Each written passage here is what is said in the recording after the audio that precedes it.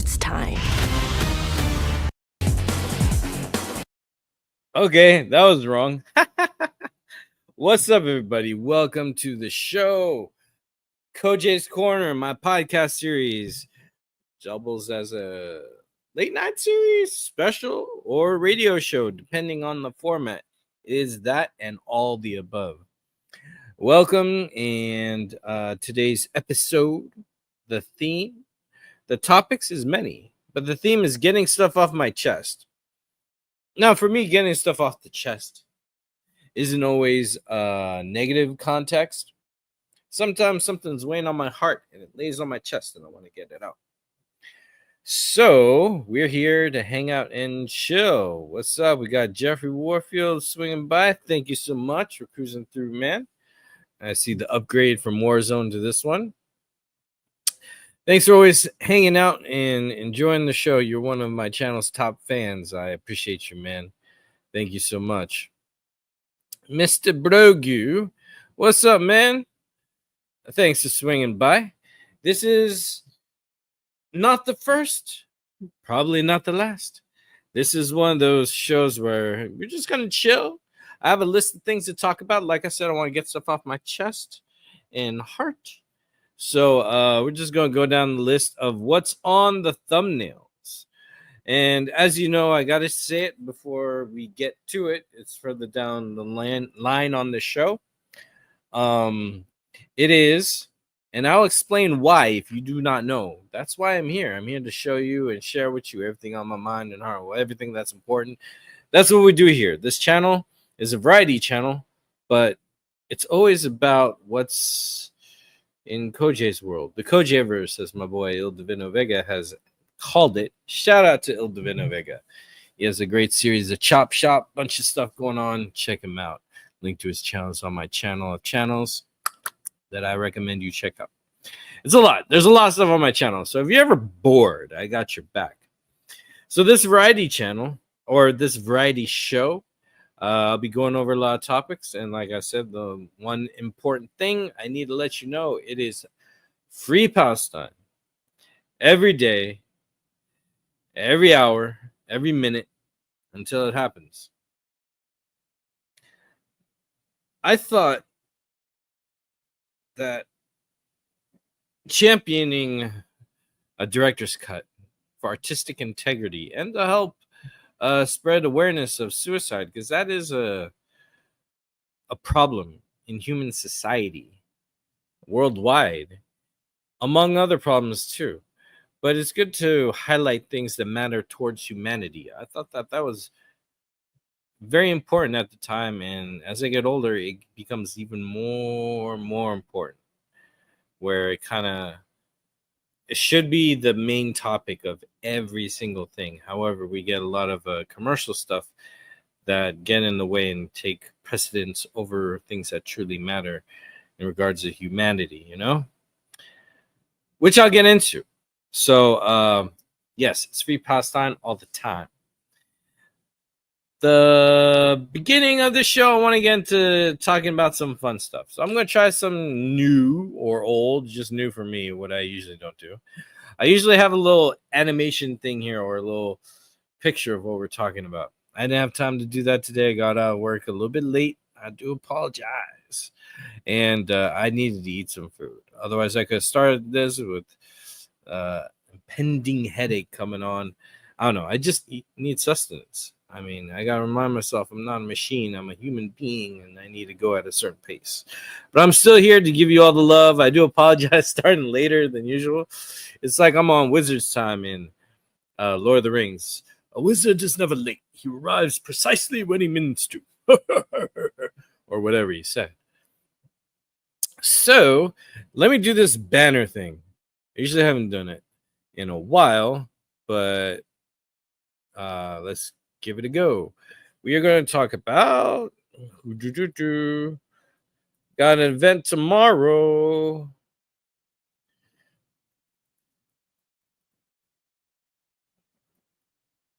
Actually, let's do this one.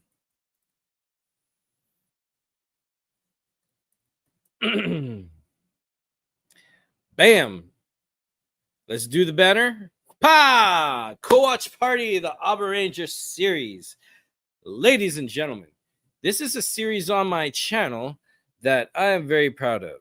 So we're going to start with the entertainment stuff and segue into important stuff of what I mentioned before with Free Palestine and why that is. So, as I get over here, man, since AI came out, there's so many Star Wars stuff and fan this and that. It's kind of crazy. Kind of reckless. Too much AI is bad for the planet. I'll get into that later. Like technically, not like theoretically or anything. Or would that be a thing? Anyways, here we go. And ba-da-ba-da-da, Krush. Oh, what am I showing? I'm showing my channel, on my channel, about my channel. So as you can see, there's recommendations of all the great things we've done on this show, this channel. But here we go. This series, the Co-Watch Party series. This is something I'm really proud of and happy to do on my channel. We have had a wonderful run, a complete series. To me, a completed series from beginning to end is a beautiful feat and accomplishment, because sometimes series get canceled or we don't see things through all the way. I'm a completionist. We gotta get everything to the end. Even when I play a game I really like and I beat it, I want to play it again, and I want to get all the stars, all the Chaos Emeralds, all the items. I want to complete it, and if I really, really love it on PlayStation, I like to platinum it. I don't know if Xbox does that. I'm usually on my PlayStation more just because I've invested in that over the time. But anyways, this is a cool series. You guys got to check out if you don't know what it is. You just whoa, the music. All right, let's pause that. So yeah, it's really cool. You can check out the links. I give you enough information of how to watch the show along with us, and I'll go above and beyond if it's possible, and if YouTube lets me legally, to give you access how to enjoy the show with us. Just check out the information. And I'm bringing this up because usually it's every week, but since I'm doing a co-watch party tomorrow, Super Sentai will be the following Friday. So we'll continue with Abba Ranger next Friday. I just felt like it was too much to have two on my channel back to back. I rely on you all to help me make things poppin' so I could do more shows like that. But I am coming out with more shows. I just want to give some breathing room for everyone to catch up on this, because a lot of my shows do run a little bit long. Like tonight's show might go around 2 hours. I'm trying to keep it under 2 hours, but sometimes I just go on a tear and I go on a rampage, Dino Gut style. But yeah, this is a great series. One of my favorite things to do. Calm with the music. Enhance the calm music, people, please. I should put this on mute. But anyways, I really like making the thumbnails. Look at these. These are cool. These I've taken straight from each episode, and then I kind of layer them on top of each other. So everything you see here is from the episodes that we are watch partying. So it's really fun. I love it, and we're having a good time with it. Looks like we got enough of y'all coming out, making it to it. Not enough of you caught up with this one, but hey, you do have till next Friday to catch up on the latest episode of the Co-Watch Party series with the Bat Channel. Like and subscribe to the Bat Channel. Definitely check them out here. And check them out here on YouTube.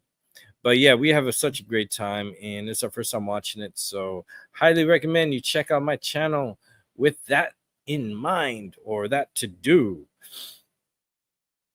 As we got, hey, you're happy for me on my channel. Your watch parties are a lot of fun. Hey, thank you. It's a lot of work to set up, but once it gets going, it's just appreciating the stuff that we love. And I think we need to do more of that. I don't like to hate watch. And lately I've been a little bit negative, especially on social media. A lot of things have been bothering me, breaking my heart, stressing me out, pissing me off. So I haven't been at my best, but I've still maintained trying to be uh respectful and at my honest. You know, it's just a little hard. When there's a lot of chaos going around that you're trying to stop, and you're labeled the bad guy for doing that. It's like, is this how it's always going to be? I don't know. I can subscribe if you haven't done so already. Oh, thank you. Appreciate the love, man. So yeah, the co-watch party series, Abba Ranger. It's pretty awesome, if I do say so myself. All right. But why we're not doing Abba Ranger series is we are going to do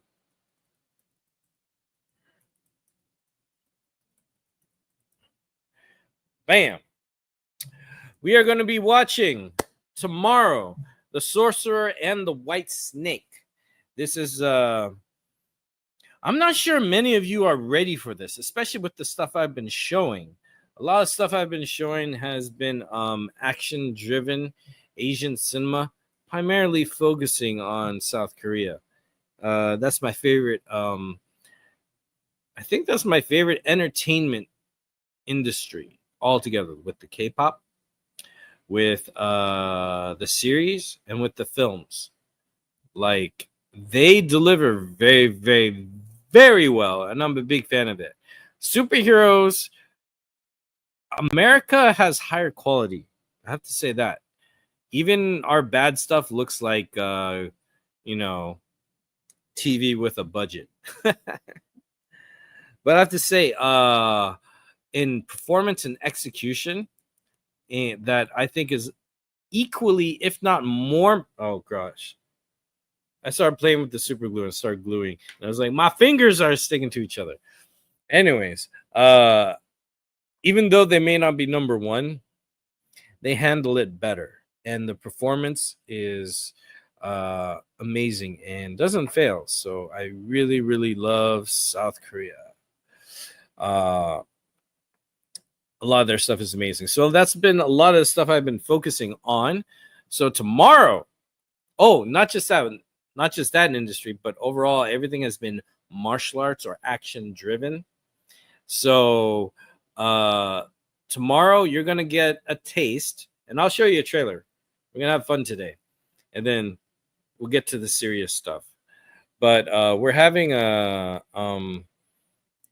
think the first magical film. It's wuxia, but deals with a lot of magic. So there is a lot of action, but not a lot of martial arts or hand-to-hand combat. There's a lot of magic battles, and it's all based on wuxia and Chinese folklore and fairy tales. And it's essentially the wuxia version of The Little Mermaid. And this is one of my favorite depictions and retellings of it, because there's an animated movie, there's a C-drama series, and there's been other stuff in the past, I believe. I'm going to look more into it for tomorrow. And but this one I feel nails it on the head and is done very beautifully. Let's check out what y'all saying. Jeffrey Warfield says, yeah, I totally get it. That's why whenever I am in public, I'm always the quiet guy. Choose when to speak, but sometimes silence is golden. It's just you gotta weigh the situations. You gotta have that street smarts to make that call. Rogu says, I have always loved Asian cinema. Hey, all right, man. Back in the day when I was young, I loved watching Godzilla and Sunday morning Kung Fu theater. Hey, me too, man. Hey, that's what's up, man. Hell yeah. I had this channel 19. I think it was channel 19 or channel 18 over here. And what it was just I think it was a rental channel, but the local Asian I don't know what you call it, telecasting. I don't know, because I remember at one point Showbiz India would have a channel for a certain hour and have a little segment of news, entertainment news, and they show you the latest Bollywood songs or hits or classics or requests from movies. So it was kind of like MTV, but for Bollywood. It's awesome. And then they had the Namaste America after it or before it. I forgot. Maybe it's still around. but they would show a whole bunch of Bollywood entertainment. Yo, over on Twitch, Melee says, "What you talking about?" We're talking about a bunch of different random stuff, some serious stuff later, but right now I am talking about my co-watch party series, talking about kung fu films and all that. And Jeffrey Warfield says, "Yeah, I am loving the K-drama stuff right now. Almost done with the series called My Name." Ooh, My Name is on my co-watch party list coming up, bro. So enjoy it. And when I watch party it, definitely come through, but no spoilers in the chat. I will kick people out, even if they have a wrench. I'm kidding. Not really. I will kick people out.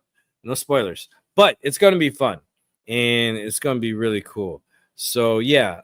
Tomorrow is going to be The Sorcerer and the White Snake. And I'm going to bring up a trailer for us to watch and react to.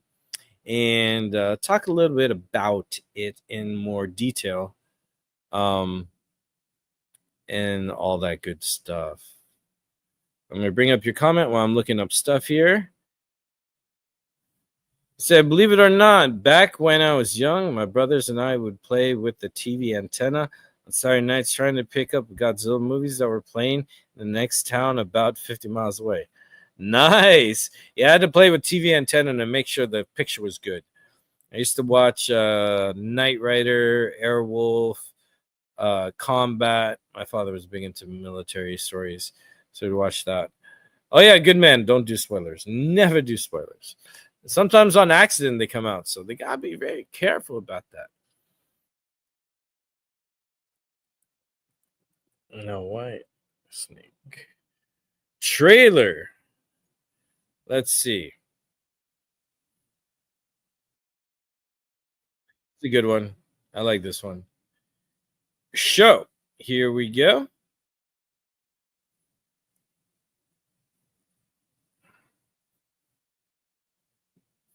Here's the movie we are going to be watching tomorrow.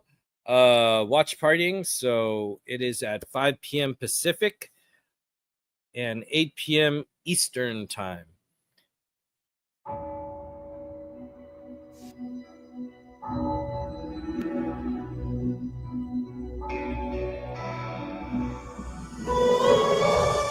an ancient land full of angels, demons, and creatures beyond imagination, a holy warrior must confront the ultimate evil, even if it means forsaking one man's chance at eternal love.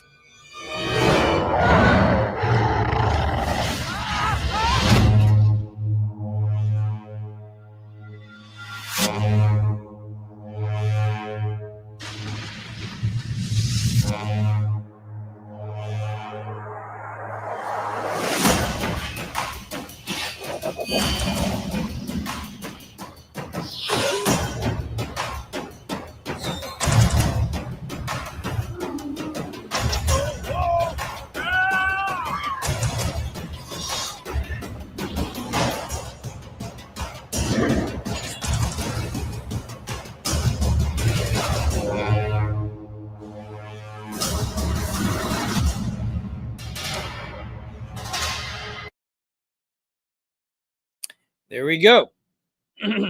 Before it goes to AEW, which I would like to talk about as well. But yo, that is tomorrow, 5 p.m. Pacific, 8 p.m. Eastern. Retro Nerd Girl will be joining me, and we're gonna have a good time watching this wuxia magic Chinese fairy tale Hong Kong. I think it's Hong Kong. Or was it inland? I have to look it up. But anyways, this movie looks really, really cool.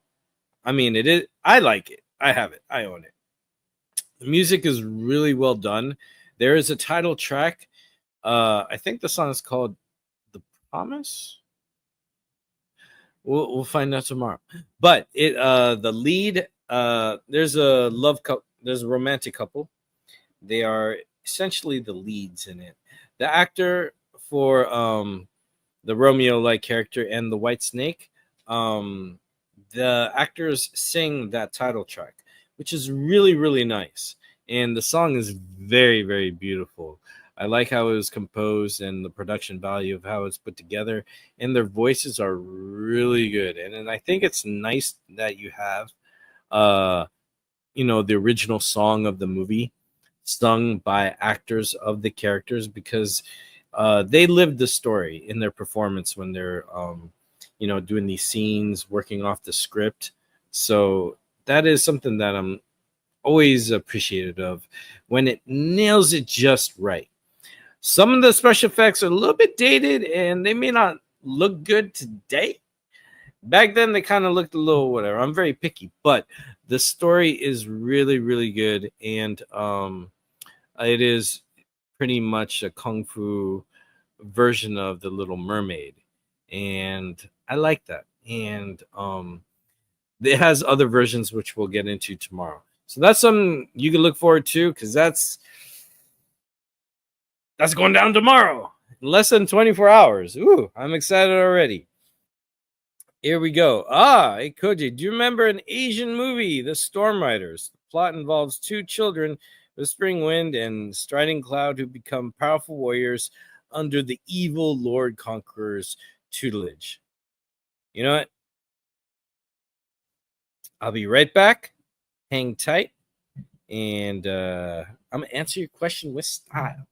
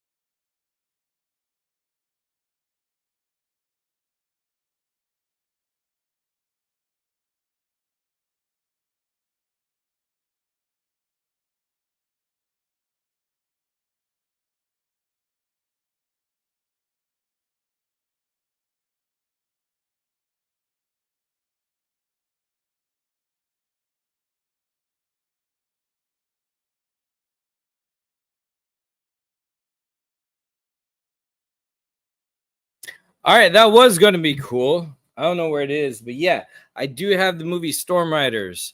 But it's actually a comic book movie. It's based on a comic book, and it had a sequel.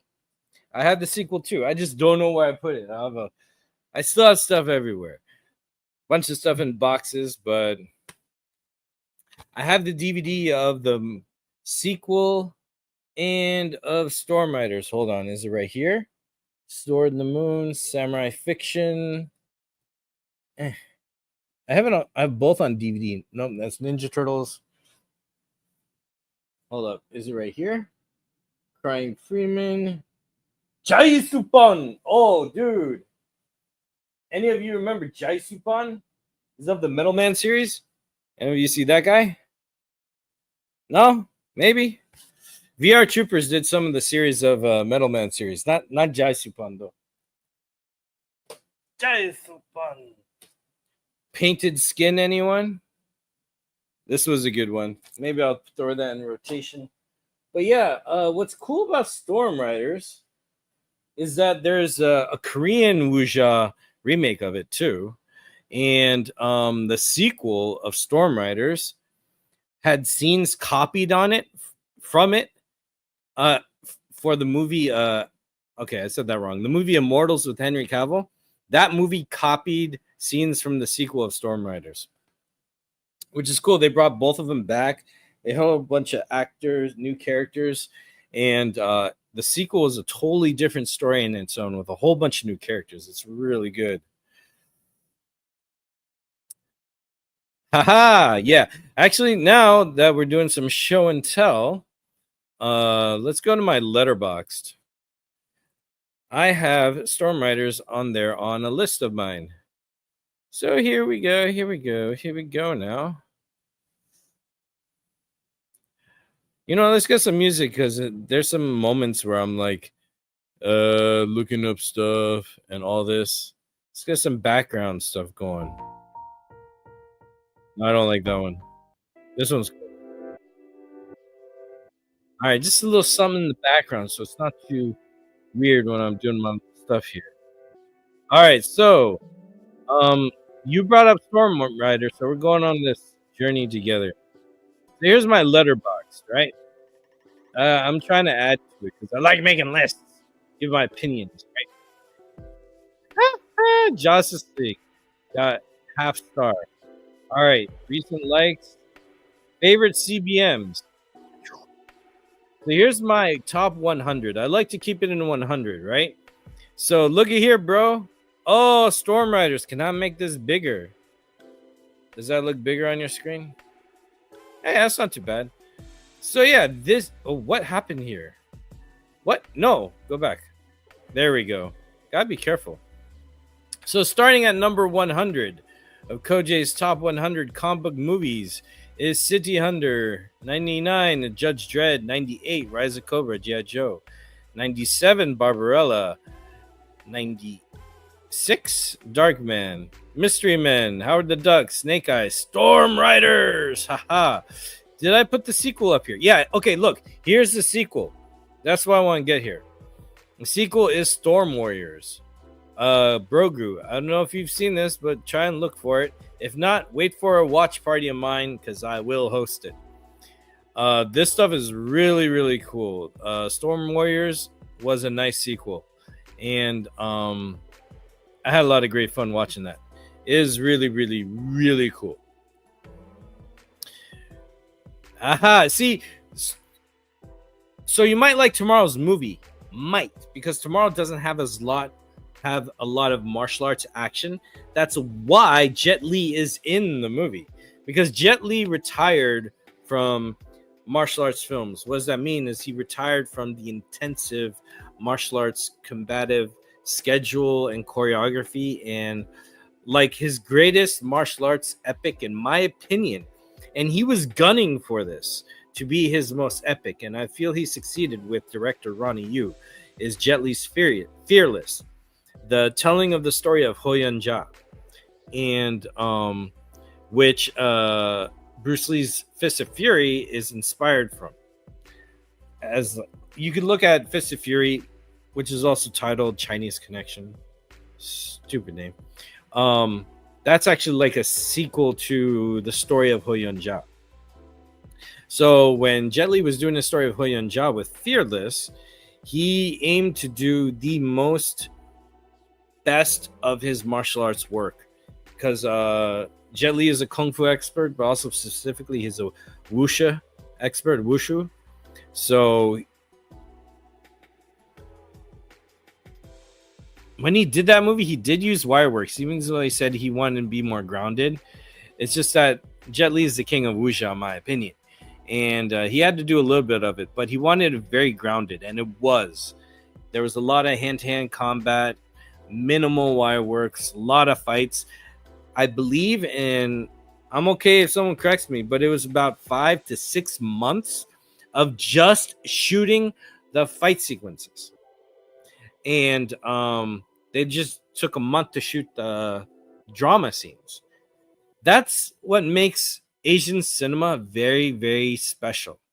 is that they take the time to cinematically tell the story of the action and the fighting, because that is story progression as well. That is character development, and that is how the characters express themselves throughout the story, and that's how they change the outcome, and we know what's gonna, or we witness what's next to come after whatever success or failed attempt in the battles of the heroes versus bad guys, or bad guys versus bad guys, or heroes versus heroes. It's very complex at times. So Jet Li's Fearless was his farewell to doing martial arts films. He's been in other films with action, including The Sorcerer and the White Snake, but it's a different type of action where he doesn't need to go to rehearsals. There's no fighting with another co-star or stuntman. He could take it easy because he's done his time. And so there is action, but not martial arts stuff. So just like as you brought up Storm Riders, and I brought up the Storm Warriors, the sequel,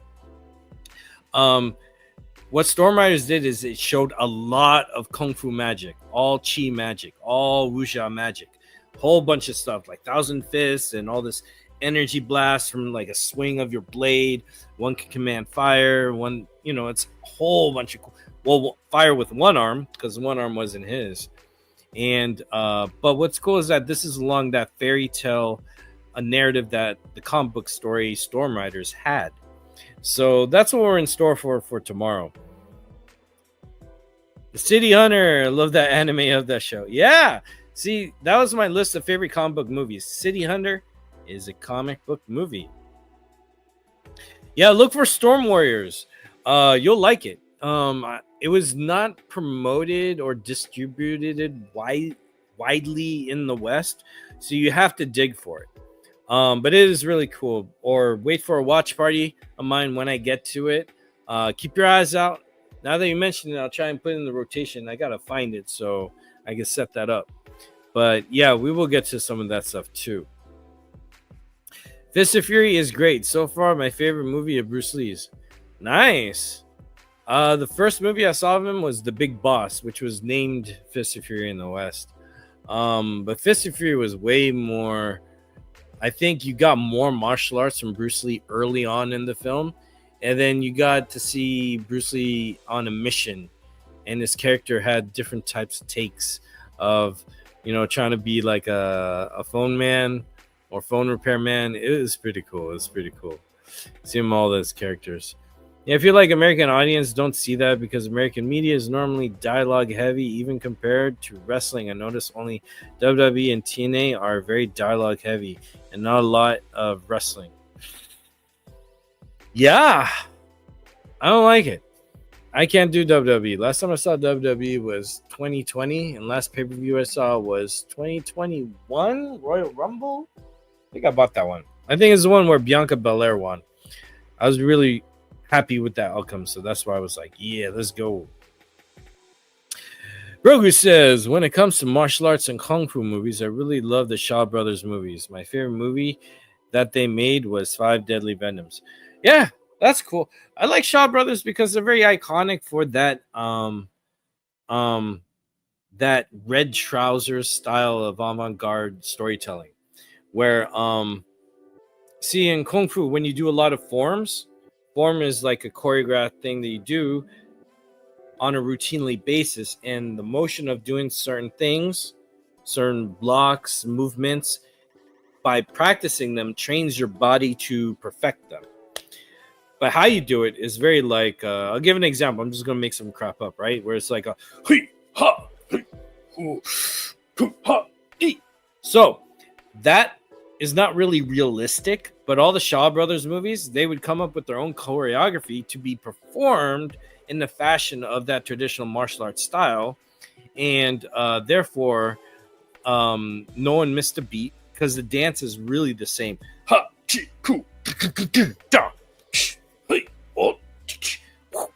Even you hear the sound effects of like the arms just moving, you know, and I'm not a fan of that. That's why when Jet Li came around, what Jet Li was bringing to the table which was similar to what Jackie Chan was bringing to the table.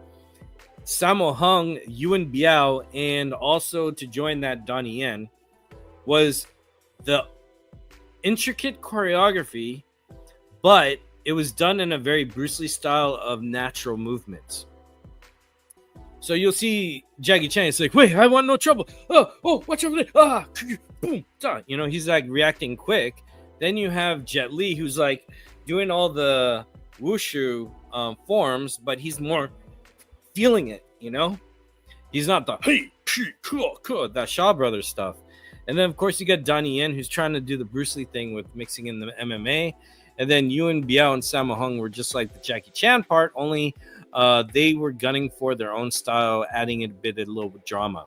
Yuen Biao, I think, is a unique person because I feel Yuen Biao always had a little bit of Jackie Chan, a little bit of Sammo Hung, and a little bit of Jet Li in his style. Yuen Biao is a underrated hero. That guy is amazing. That guy's cool. And then you do have the martial artists like Michelle Yeoh or Michelle Khan back in the day, and Zhang Ziyi, who are dancers. And they bring their dancing ability and fluidity into the Kung Fu scene. And then you get a different style movement. So the Shaw Brothers are classic, but they're not my favorite just because of that rigidness of strictness of sticking to the form. However, their storytelling is phenomenally great. Very epic and mythological and all that. So getting to that, we're going to get a lot of that tomorrow with the Sorcerer and the White Snake. So definitely look out for that watch party. And I'm going to put this on mute so we can check this out. Where is it? So let me just bring it up on the screen just so I could promote this thing some more. Oh, excuse me. I hope you didn't hear that. Oh my gosh. Kojay is nasty, bro. So there it is. That is the watch party for tomorrow, ladies and gentlemen. Definitely check it out. I'm going to put more information in the links below here. I just didn't do it. I'm going to be working on it tonight and tomorrow morning. But yeah, this is Sorcerer and the White Snake. I like this thumbnail. I really want to focus on the White Snake because it's really her story. Once you see it, you'll get the idea. But yeah, that's going to be tomorrow. It's going to be fun. We're going to have a good time. I'll have information. I'm going to put a link in the description to watch along with us and other links to how to watch along with us. So I'm not going to leave you hanging. This is it's almost on every platform. And you might be able to watch it for free if you have subscription to one of those. But I'll give you information on that tomorrow. Again, that's tomorrow at 5 p.m. Pacific, 8 p.m. Eastern. It's going to be a great time. Fairy Tale, Kung Fu Wuxia Magic is going to be great. We're going to have a good time. Let's see what else. Oh, yeah, I said the 5 Deadly Venoms. There was a time that I also enjoyed the John Woo movies. Yeah, John Woo brought in the gun ballet, and he rewrote that. So, outside of martial arts, you get gun violence, you get gun action, you get other stuff. And John Woo utilized the Kung Fu stunt world in a way that used gun ballet and turned that into a thing. So yeah, we got a lot of pioneers from Hong Kong cinema, and I miss it. It's not the same anymore. Yeah, you actually do the same thing when you write action scenes where you practice martial arts to figure out how many characters counter. No, that's good. You got to. I mean, it helps. Like, crap. I've used a lot of choreography and imaginative choreography for a lot of my stories. And I have a bonus for y'all. We're going to unlock a bonus in a moment. Oh. But anyways, I've done... oh, yeah. You're talking about Shaw Brothers. Look what I just saw here. 36 chamber. This is the director's cut or extent full version. And it's in the original dialogue too. This is stuff you can't even see. Oh, yeah. I have the raid. Yeah, the raid combines gun action and martial arts perfectly. in a realistic, gory setting. I mean, that's the way I want Mortal Kombat to be. I want Mortal Kombat to be more martial arts driven, but the movie just focused on gore and cheesy, weird moments. I'm not going to get into that. I'll save that for another video altogether. But yeah, the Raid was good, and I didn't like that Judge Dredd copied it. The Raid had been in production for a longer time than Judge Dredd. And the sad thing is, Hollywood does have eyes on a lot of stunt stuff going on in Hong Kong because that's who they hire from or take tips from. So Judge Dredd, whoever's responsible for plagiarizing the Raid for Judge Dredd, shame on you. You have a great moment to get Judge Dredd out there, and the best way you do it is copying another film. F you guys. I can't stand it. What a waste. Oh. Have to hydrate here, you know? Anyways. Yeah, the movie's on Tubi. Yep.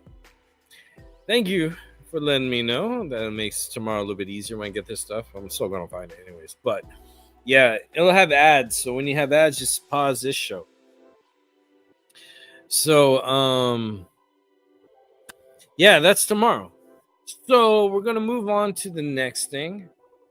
Next is, let me do this banner. I'm kind of liking this banner thing. This might be cool. As I re-edit it.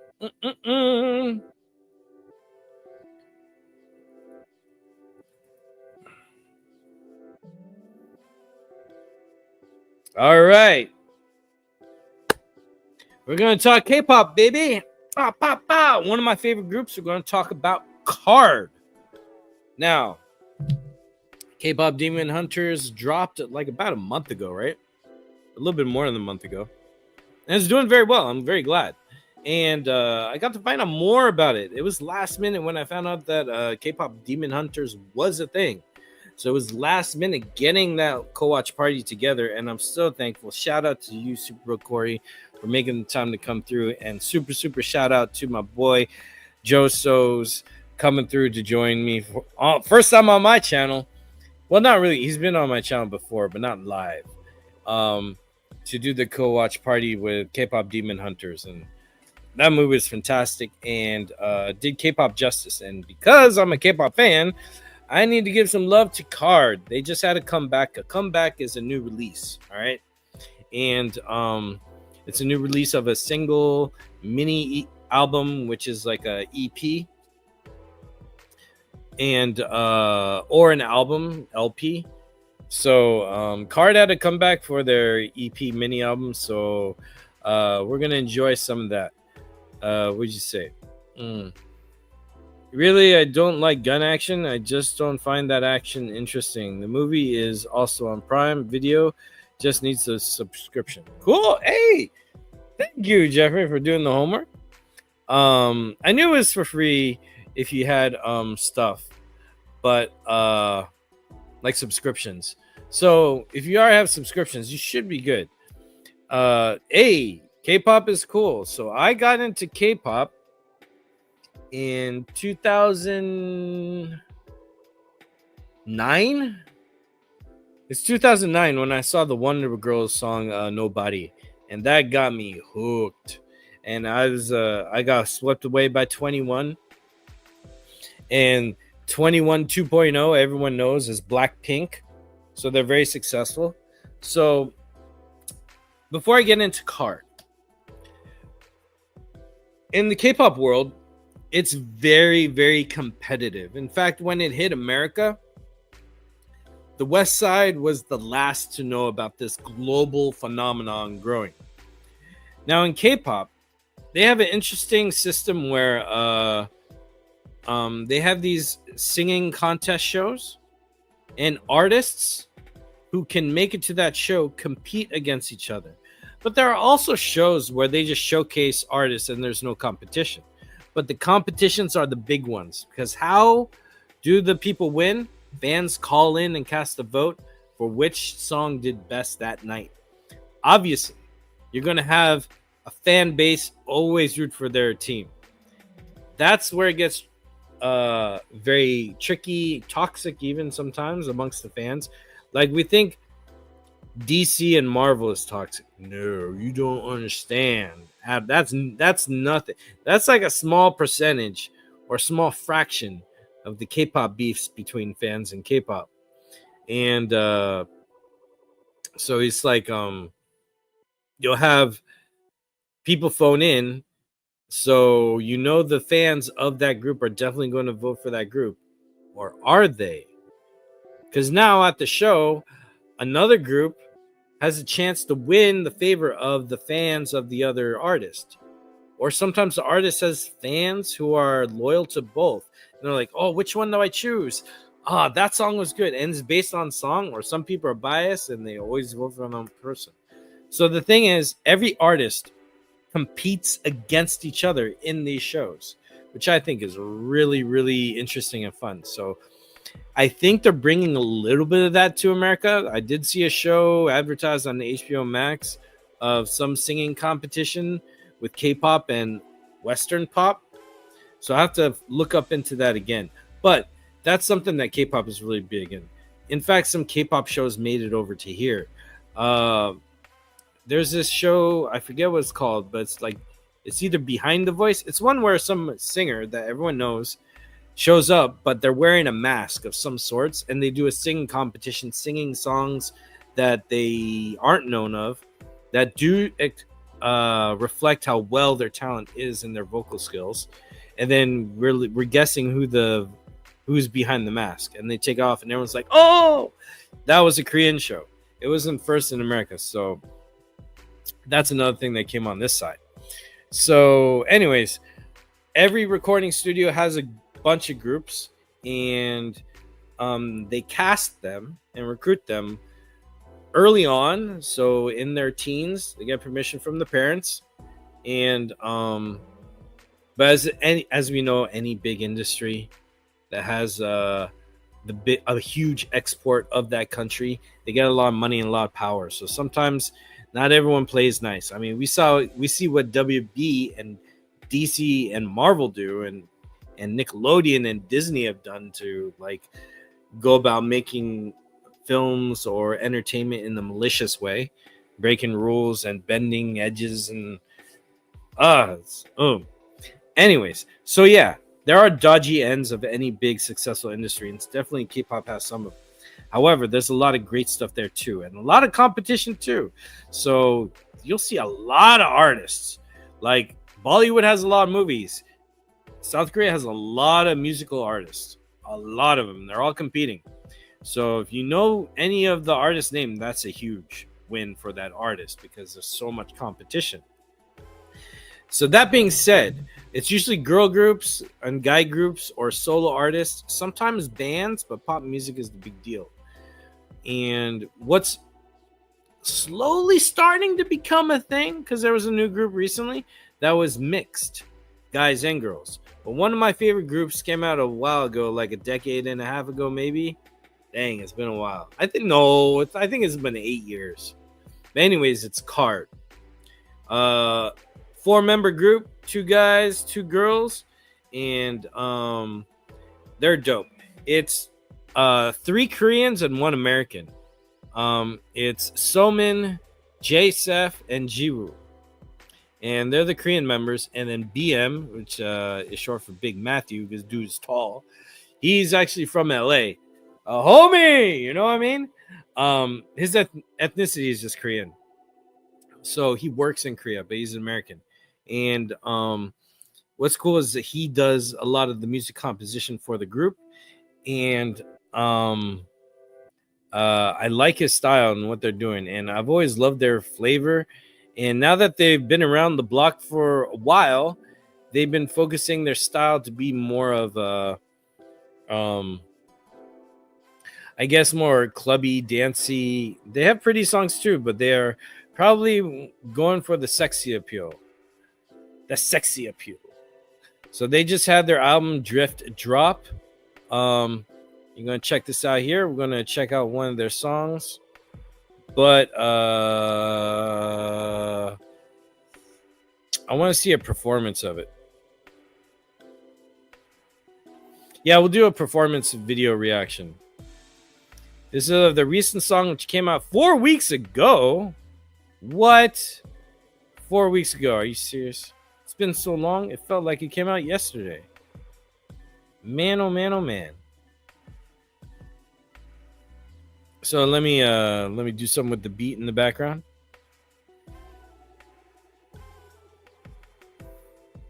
So we are going to watch the performance of Card performance video for their latest single, Touch. Here we go. Hey, that is Card, ladies and gentlemen. Now, we're going to see that song one more time, but we're going to see a live performance. This is from Show Champion, episode 562. All right. So what they do, they always shoot a performance version of the video that does make it into the music video. I'm just a fan of the performance videos because they use different choreographers per group. And Card, I don't know if they still use the same woman who choreographs their moves, but there's a brilliance to how Card moves. Like Soman did some with her eyes right here with the hands, like a blinking or a scene or something.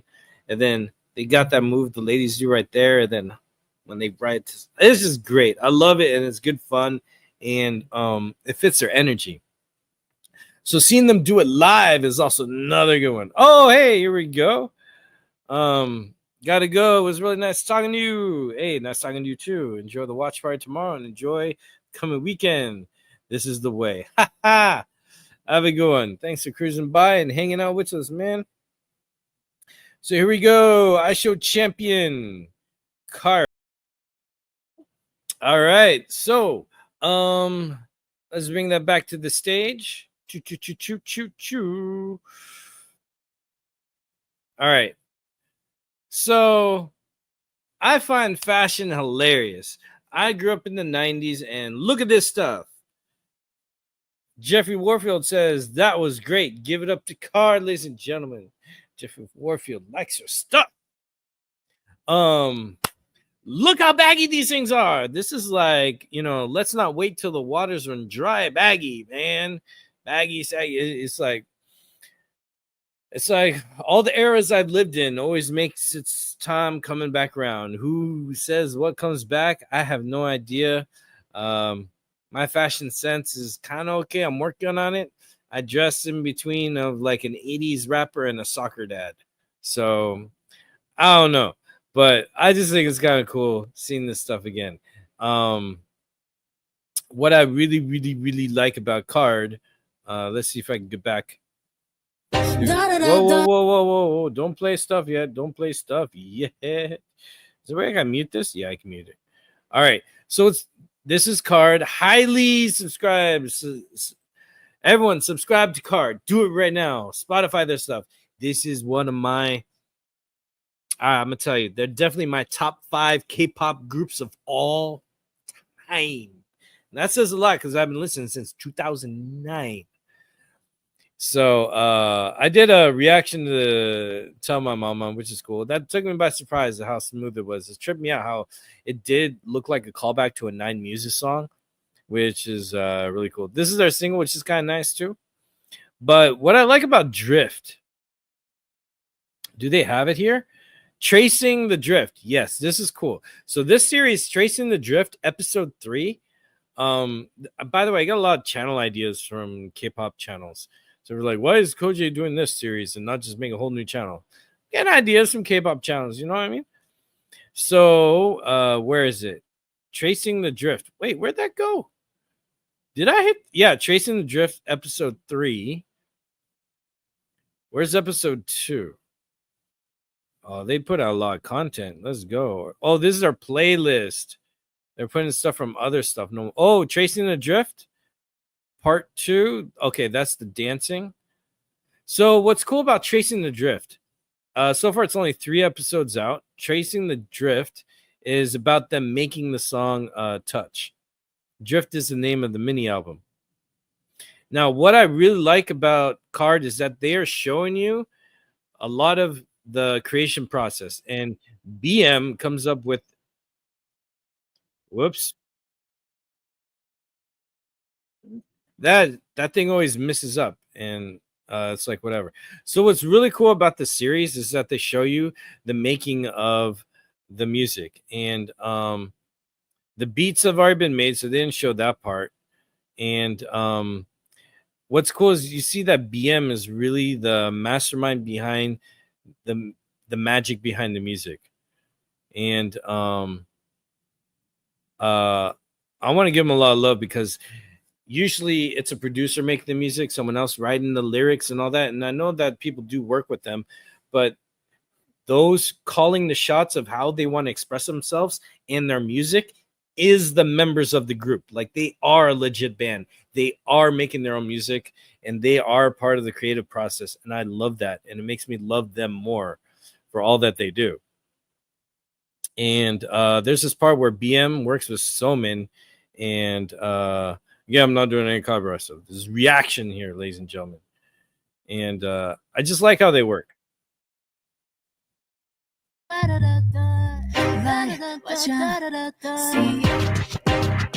더 늦게 나와야 되나? 살짝 늦게. Like what you see. Yeah. 오, 좋다. Alright, 중간에 터치 어디 들어가지? 여기. 거기 한번 가보자. 그 전에 하나 더 있거든. You need that? You need that. You need that. Yeah.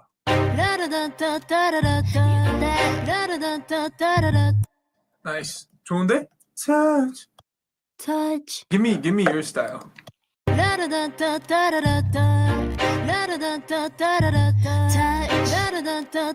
Yo, that's pretty fire. 그래? 터치 이거 좋은데? 괜찮아? Yeah.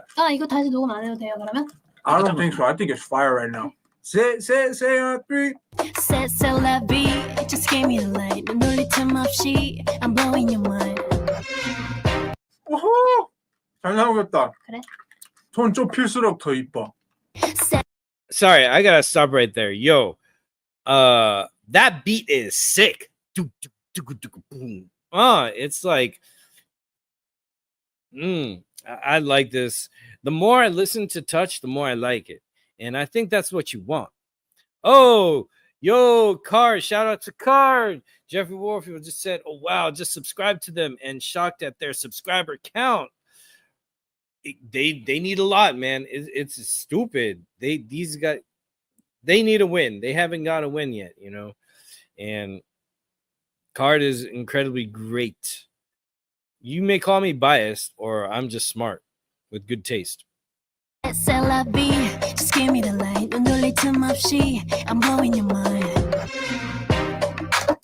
Oh my god. 아까 전에 너가 C'est la vie. You 하나 했거든? V. But that sounded really good too. 그 V를 V. V 뭔가 그 여운을 하나 남긴 게 있었어. 어떻게 했지? 그렇게 한다는 생각으로 한 번만 더 해볼게. It sounds good right now though. C'est la vie. Just give me the light. 눈놀리 틈 없이 I'm blowing your mind. 너무 막 앵앵거리게 듣기 싫은 앵앵은 아니야? 지금 여기 소리가 여기에 있거든? 톤을 유지하면서 여기서 부를 수 있어? C'est la vie. 그게 어떻게 되지?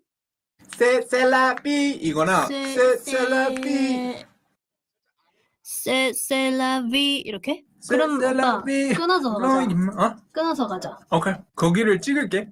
C'est la vie. I'll go back to your comment. 오, sounds good. 어때? 그래? 이 톤이 괜찮아? I want you to feel good though. 너도 자신 있었으면 좋겠어. Okay. This is something I really like what BM said right here. To Somin. Oh, cool. I can switch. All right. I'm gonna switch between those. So I like how BM works with, like, he's not micromanaging her. He's very coaching and encouraging, and he's giving input, and then he's not trying to make her sound the way he wants. He wants her to sound the best at her level, and she does too. So they've been working together a lot. This is a brother-sister group because dating is not allowed. If they break up and we find out who marries who at the end, then we'll go, oh, that's what's been going on in your hearts. But they are a team, and he's saying, I want you to feel good about it too. Now, when I work with my actors, I don't want, like, I know sometimes I see and write a lyric or direct this, not write a lyric, dialogue, right? Some of the dialogue I write, sometimes some areas, like some lines I know I really want, and I know the history and the meaning and everything was built up for that moment at any part in the story. And then there's some other lines that are the stepping stones to get to that part, as equally important as they are, because you have the whole overarching story. Sometimes I have to admit, you don't always know which one works to get there. Like there's different avenues to get to that dialogue that you really, really want to resonate with people. So you have to build it up. So sometimes I've had actors who don't really feel this direction of stepping stones to get there. And then I'm like, well, how about this option that I like and might work for you? And then we find out if it does. The only thing is I cannot go in a way that doesn't make sense to me, but it does have to go in a way that'll make sense to my actor performing those lines.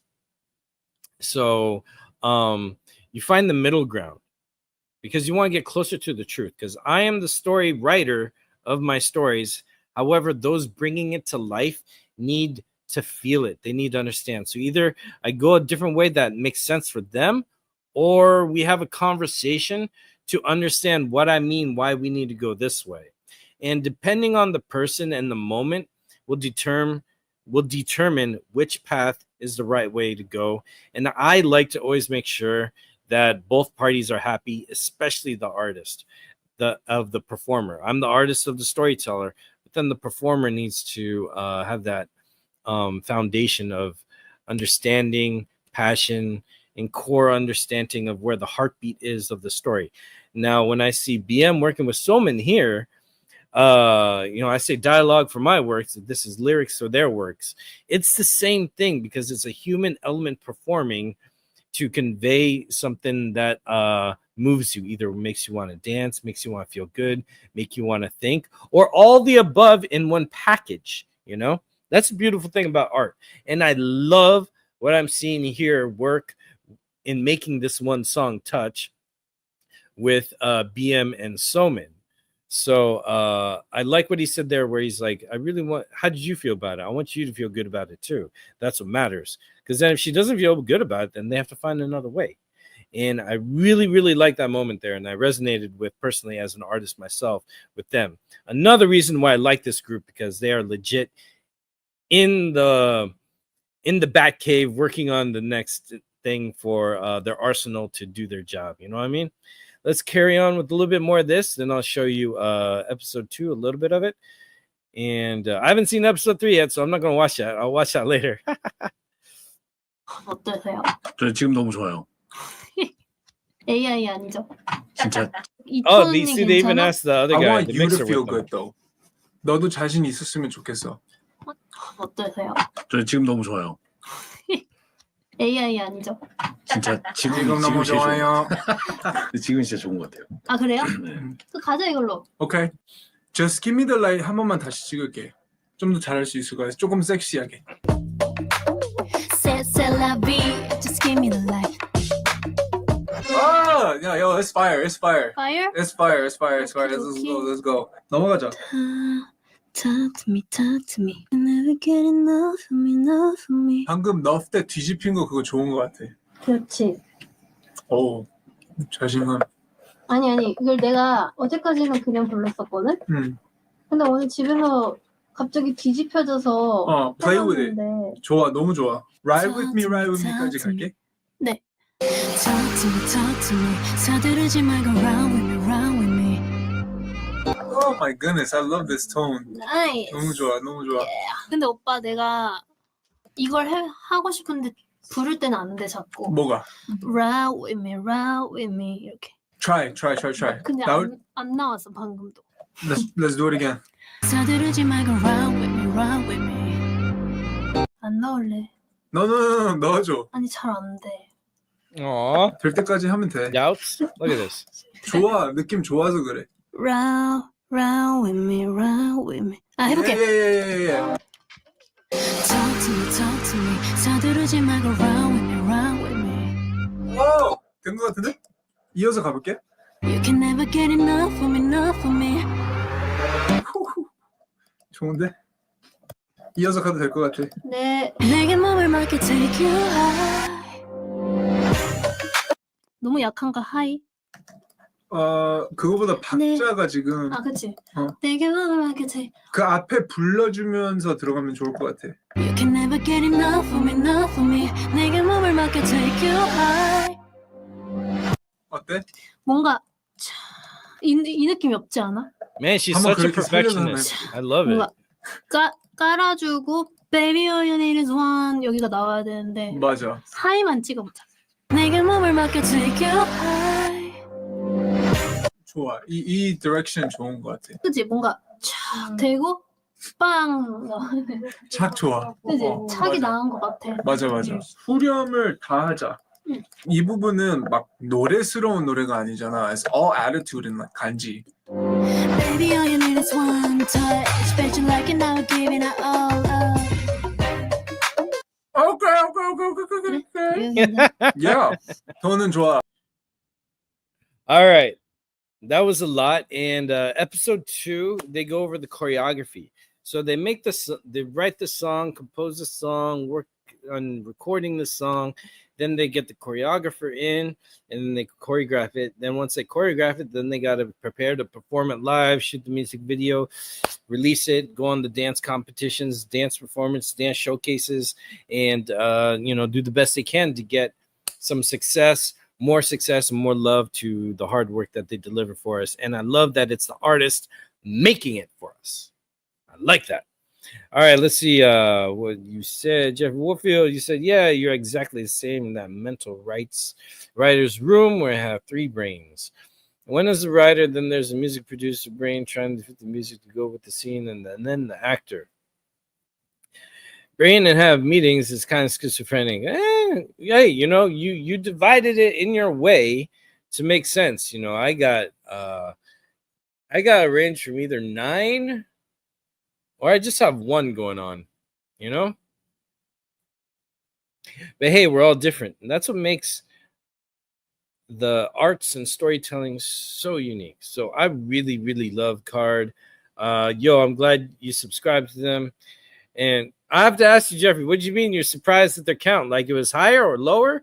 I mean, it's lower. I think they should have a lot of subscribers, I mean, 3.74 million subscribers is nice, but I think they should be in the 10 millions. You know what I'm saying?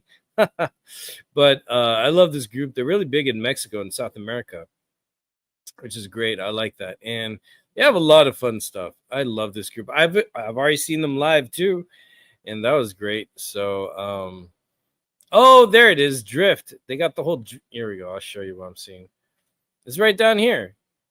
They got the whole drift making of. So there's episode 1 touch recording and then dance practice right here.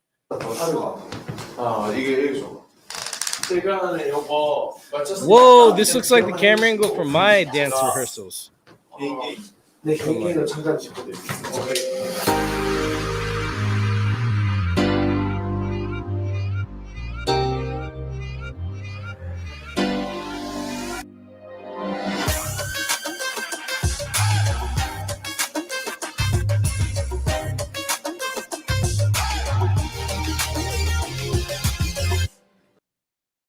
So yeah, that's cool. Definitely, I highly recommend you all check out Card and the making of Touch. It's really, really cool. What'd you say? You thought it was high, but very low on Spotify. They only have 1.7 million on Spotify. Ooh. See, YouTube is cool. That's usually I don't know, Spotify helps the artist. I mean, it helps their fame. But usually, I think YouTube is the best place in supporting K-pop artists directly, because the the internet has definitely helped artists in different countries reach a more wider worldwide audience. And I think one thing I love about YouTube, why I invest so much in YouTube, why I'm here on YouTube, is because I like what it does for artists. And when you enjoy the work on the YouTube channel, you're supporting the artists. Even if you can't buy the albums or go to the concerts, the more you stream, the more it helps them. So the fact that all you have to do is enjoy the music, stream it, helps the artists. I mean, that's just a beautiful thing, and I'm here for it. You know what I mean? I just wish YouTube wasn't teamed with Google, who was teamed with genocide in Palestine. That's why I'm always say free Palestine, because what the people killing people is wrong. Oh my gosh, I can't believe this world we're in. Anyways, that is card. I always bring up that topic, by the way. Everything connects to it. So on the next topic today, give me a second. What was on the thumbnail? I want to go in order. I'll make sure I touch all bases because I'm having a great time. You having a great time? Hey, I'm glad. But yeah, that is card, ladies and gentlemen. And I'll do more focused podcasts. It's been a while since I did a variety show, and I like doing the variety show, you know. Oh, I forgot to tell people on my Instagram audience I was live. Whoops.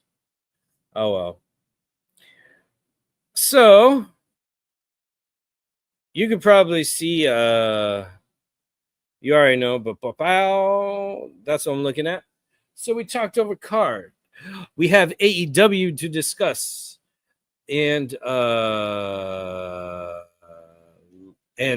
air cut. Ooh, and Palestine. So that's next on the list. Yo, AEW. Let's switch up the banner. Let's switch up the banner. The Bruce Banner.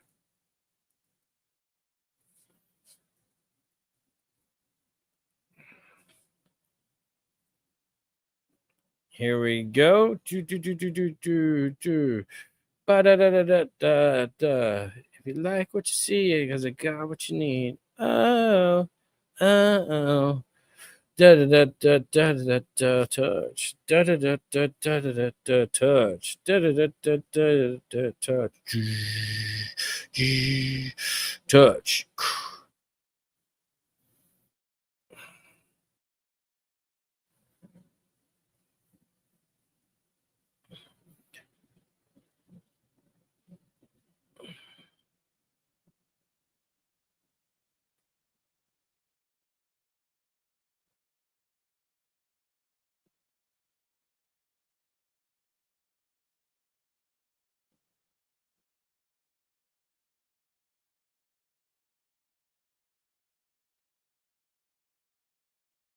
All right. Why is this? Oh, the quality is lame. What am I doing?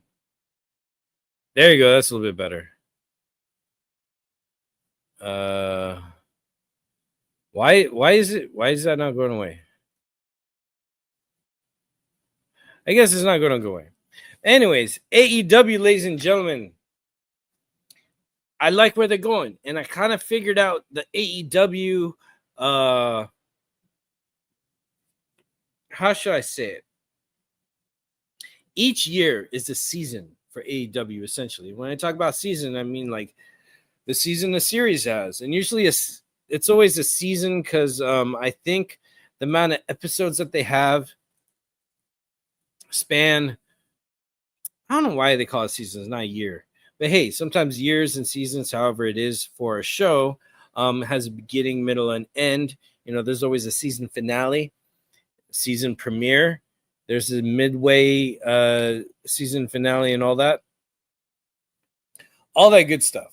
So the interesting thing about pro wrestling is that pro wrestling is it's a hybrid.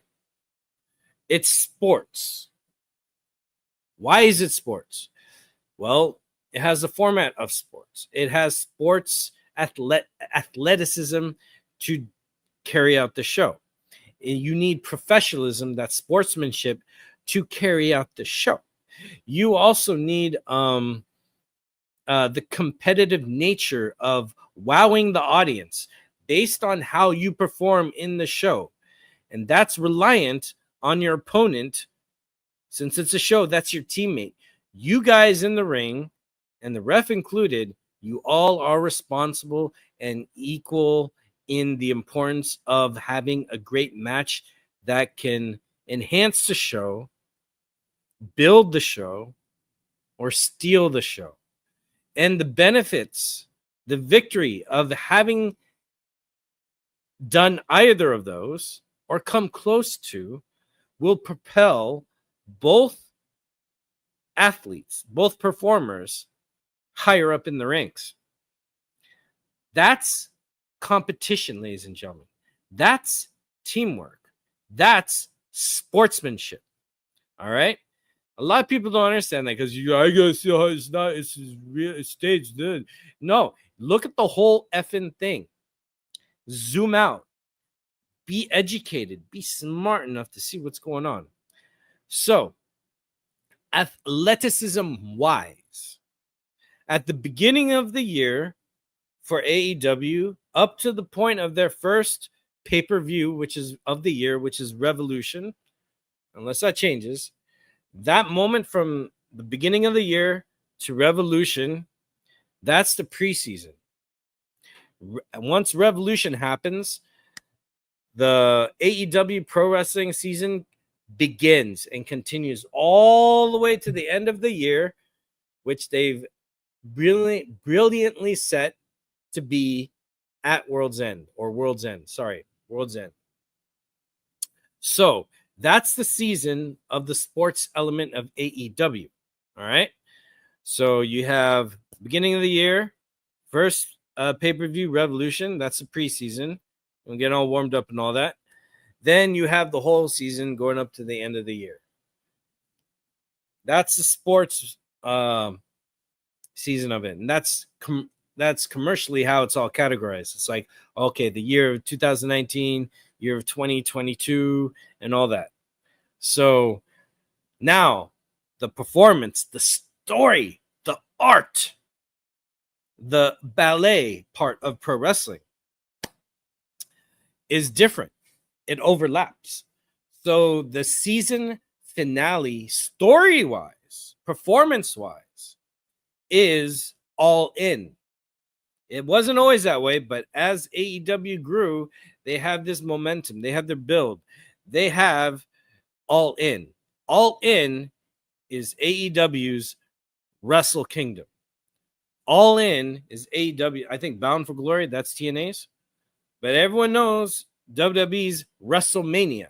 That's their biggest one. See, WrestleMania wasn't their first pay-per-view. I think their first pay-per-view was SummerSlam. SummerSlam or Survivor Series. It's one of those S's. So, what you have is All In just happened.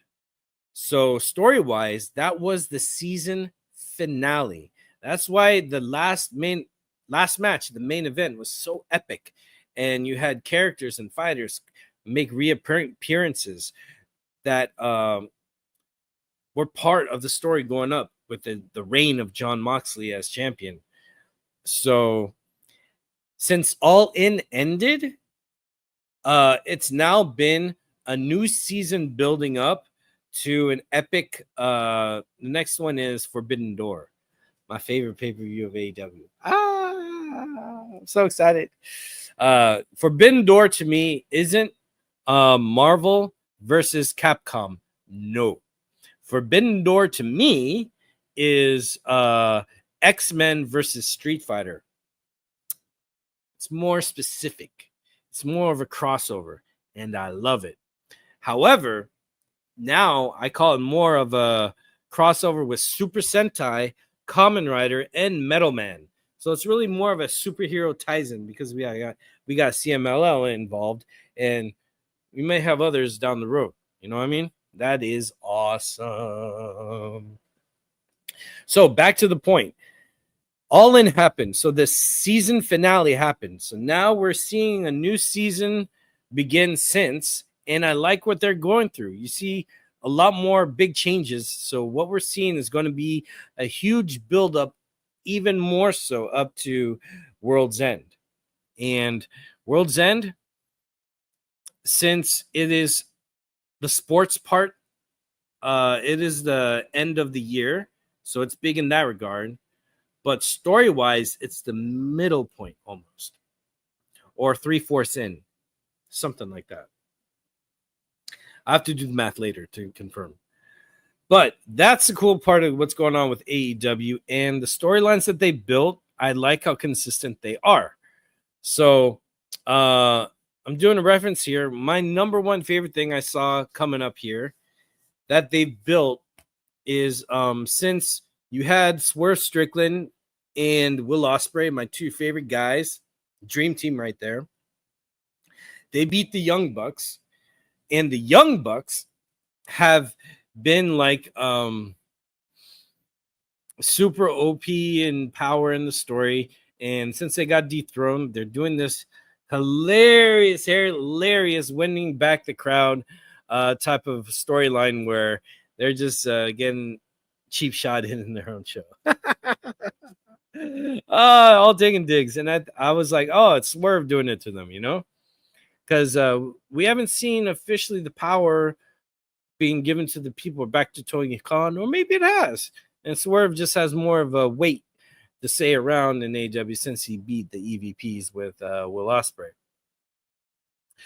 So since Swerve elevated, since he leveled up from that win, what's next for Swerve? Now, you could level up in a match, even if you lose, by the way. It all depends on how well you did in the match. You know, XP is XP, right? Of course, you get more XP when you win. But if you do a great job, you get a lot of XP. So if you lose, at least you generate enough XP to level up sooner than slower if you didn't and lost, you know? So, freaking Okada. You guys are, if you haven't seen Okada before, you're slowly starting to learn. But Okada is a tournament winner. He holds titles. He regains titles. He is gold material all through and through. When I saw him for the first time live in Battle for the Valley, which was when Mercedes Moné made her debut in pro wrestling, her comeback. She was the New Japan Women's Champion, and he was a men's IWGP. So when they both were in the ring at the end, just flexing their power, I was like, dang, this is a powerhouse. Both of them together, I don't know what. It's just money. He's the Rainmaker, money, dollars. And she's Mercedes Moné, CEO, dollars. I feel if they were like a faction, it'd be crazy. It'd be unstoppable. But the fact that they both have the titles just kind of elevates them at the time for the IWGP men's and women's. Now, look at Mercedes Moné and Okada. Okada essentially is like a triple crown champion.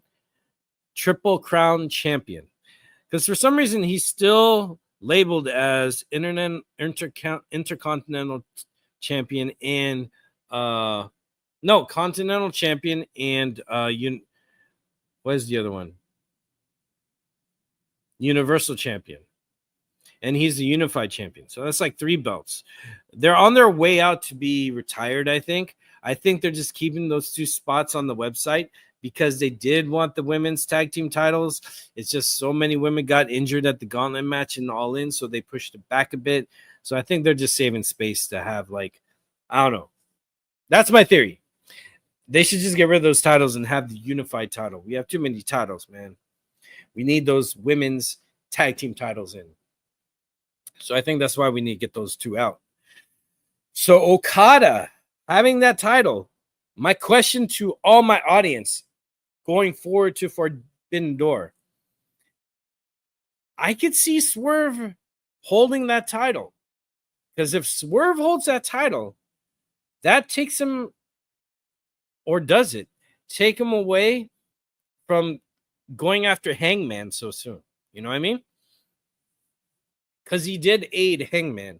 All the AEW guys who are sick of the Death Riders' reign and sick of the EVP's reign needed the title back to AEW company men and women. You know what I mean? So I understand why everyone got together to dethrone the villain, because they can't stand the villain. And if anyone's going to have it right in this moment, it is Hangman Adam Page. And it's profound, it's Hangman Adam Page. Because who did Hangman Adam Page lose that title to? CM Punk. Hangman Adam Page works his ass off, gets his title, has a reign, and then a very, very monstrous, popular talent comes in like CM Punk. You know he's going to go for that title soon, and you know he's going to have a good path to get there. And he's probably going to win it. And he did. And then CM Punk joked about, hey, go main event WrestleMania for a 2-for-1 special when he's talking to MJF. And we're all thinking, oh, that's what's going to happen to MJF. But it actually happened to CM Punk. So it's now more meaningful that Hangman Adam Page wins the title back, because his story as champion was cut short because of the overwhelming storm and tidal wave of a very big popular wrestler coming in. That's how it works. That's the competition. CM Punk came in with that competition of his entire career building up that wave. As every wrestler builds up their own wave wherever they go, no matter what promotion it is. How that wave crashes and lands well or not, that's up to the promotion, what's going on. So I could see Swerve, because I feel like Hangman Adam Page, he needs to have that title for a bit. I could see Swerve winning the unified title and rocking that for a bit. But I did notice that if you do win a title, some title people, my thing is more in the tag division, get to challenge the champion.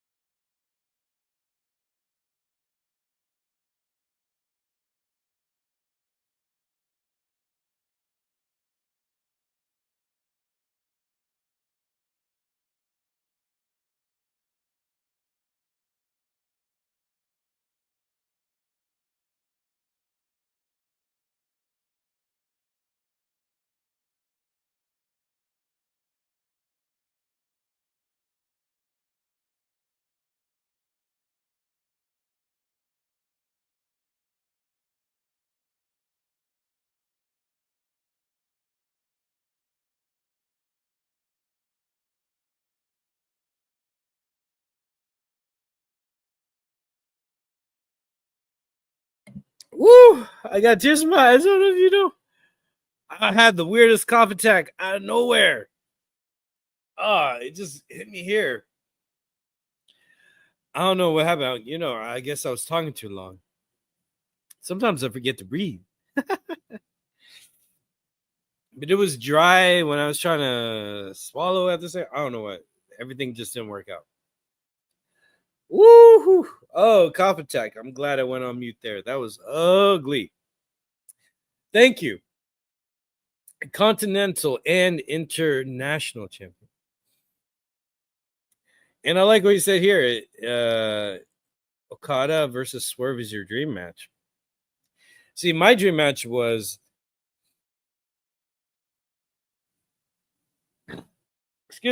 was last Forbidden Door, where it was Swerve against Will Ospreay. Because the last time they fought was in the Indies a long time ago. I think way before both guys got signed to other promotions that had televised contracts. So this one is a new one. I'd love to see this. So then when you see Swerve, I'm just gonna put it on mute. When you see Swerve talking about how great Okada is, I couldn't help but notice and wonder from what I think I noticed, is that Swerve got a little anxious and nervous because of how great Okada is. So this is really Okada's super leveled up, ladies and gentlemen. Swerve is as leveled up, but he's exploded because finally he's getting to showcase what he's made of, his potential that was always held back a little bit, you know? So I love what AEW has helped spread the wings of Swerve Strickland. So, question is Swerve leveled up enough to defeat Okada? I think Swerve is definitely leveled up enough to be at the same level as Okada. But to defeat Okada, that'd be so huge for Swerve. So huge. So this match is going to be interesting because I would like Swerve to win it. But there's a huge part of me also, as much as there's a huge part of me of seeing Swerve win it, there's a huge part of me that also seeing that Swerve could also lose. And Okada will still remain champion. Another part of me is wondering if Eddie Kingston will win the title back from Okada. You know what I mean? But I think Eddie Kingston is honored to lose it to someone like Okada, you know? But yeah, this is really cool. And what AEW's got going on across the board with all their talent. Even what you mentioned earlier, Jeffrey Warfield with Darby Allin. Where is it? Let me go back to what you said. Darby Allin is a madman. He climbed Mount Everest for months thinking about the ideas for his feud with the Death Riders. Is going to be a fun feud. Yeah, and this is good. This is also what John Moxley needs, because every former champion needs a solid storyline going forward to propel them in their comeback, their reign, and their threat level. Because John Moxley was a 4-time AEW champion. I think he's held it the most of the men. Just like Toni Storm, she's a 4-time women's champion. So watch carefully with what's going on with AEW. It's amazing what they're doing. The athleticism, the Hurt Syndicate with MJF, building up this trios division. Looks like LFI is going after the titles. I want to see LFI get a lot of wins. I want Rush and his Los Ingobernables faction, because my buddy pointed out Rush is wearing the official Los Ingobernables logo. So what if we get at Forbidden Door? What if we get Naito showing up to join LFI? Wouldn't that be crazy? Naito is awesome, ladies and gentlemen. He's just so cool. We did get to see him win the title from John Moxley, the IWGP at Forbidden Door, which is great. I love that. And yeah, so AEW is fire, and that's that's how the season is structured, the way I see it. So things are just going to get better and better and building and going into this and committing to this next chapter of AEW, this continuous excellent saga, which I am excited for, and I'm here for it for as long as I live. AEW is going to be around a lot longer than long after I'm dead. You know, it's an amazing show. That being said, let us go to the next topic and then the last topic. Oh, let's bring the music back because I heard my thoughts a little too loud and it was silent.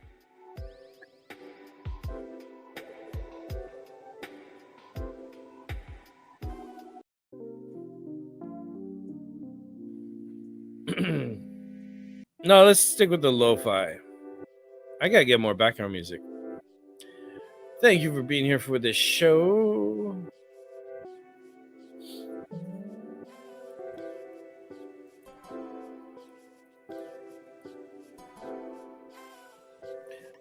All right, ladies and gentlemen, we're going to talk real quickly about Release the Air Cut, and then our final topic, and then we'll bid adieu. That'll be a show. So, ladies and gentlemen, I know it's been about 9 years since Studio Squad came out. But for me, it's been 9 years since Air Cut has not come out. And what Make the Bat Flick Twitter channel did, or account, was post a really cool video of the stunt sequence with Batman, what was going to be shot, Batman finding a parademon nest, and the parademon busts out of it. So RT Snyder Cut actually did a repost of saying pause the screens in between, and then you'll see something really cool. So shout out to RT Snyder Cut. It's so good to see you guys active again.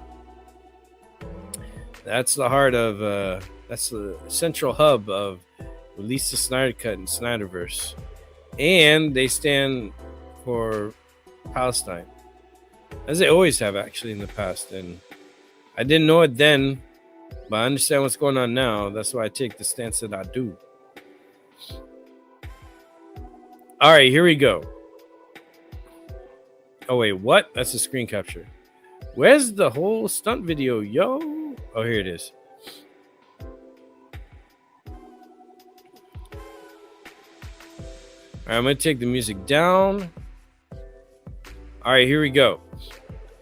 Air Cut time, baby. Well, this is not Air Cut, actually. This is a Snyderverse. Well, we'll check this out. So it says pause it in between, and there's like these little flashes. Well, here, we'll just play the whole thing so you see it.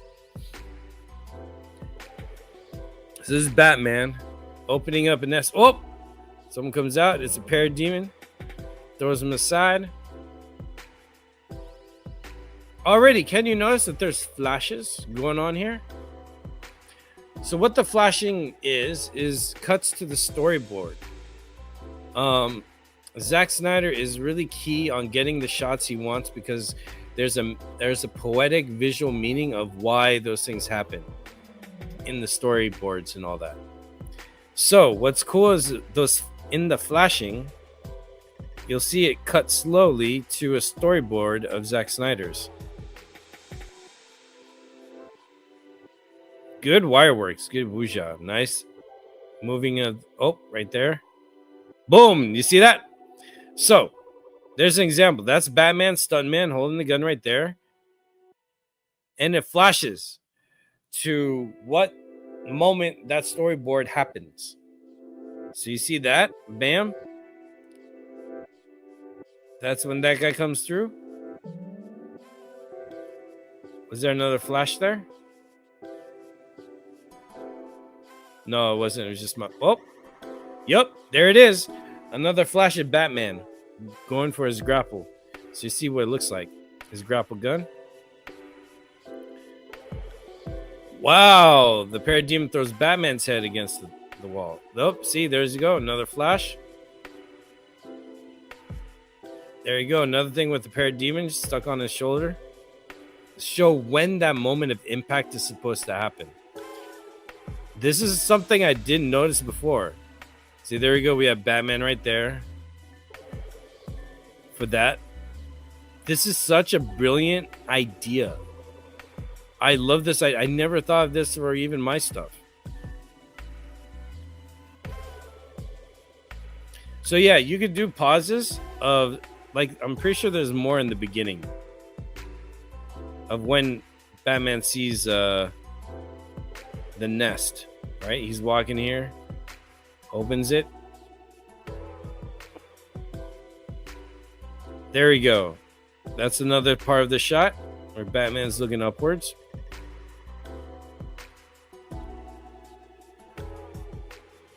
Did we get another shot there?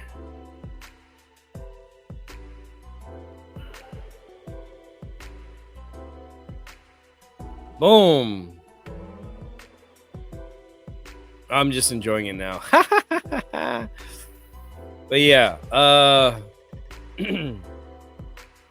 that is pretty cool. So yeah, make the Batfleck movie.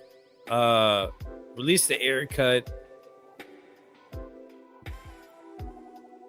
It's important stuff because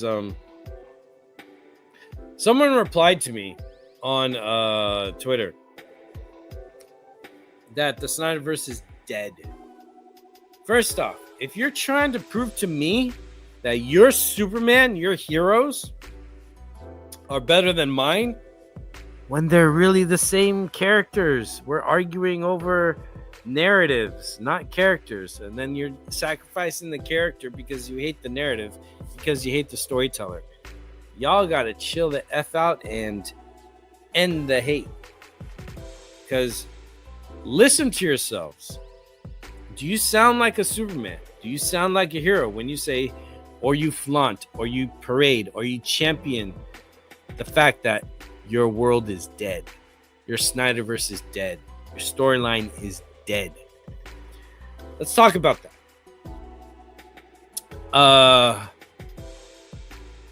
I saw a post. Where is it? I share so much stuff, it's hard for me to see it. Oh, man. But anyways, if I find the post, I will share with you. But I will tell you right now so I don't waste your time any more than I do. I'm a little good at that. Is that Batman 1989 and Batman Returns are coming back to the theater.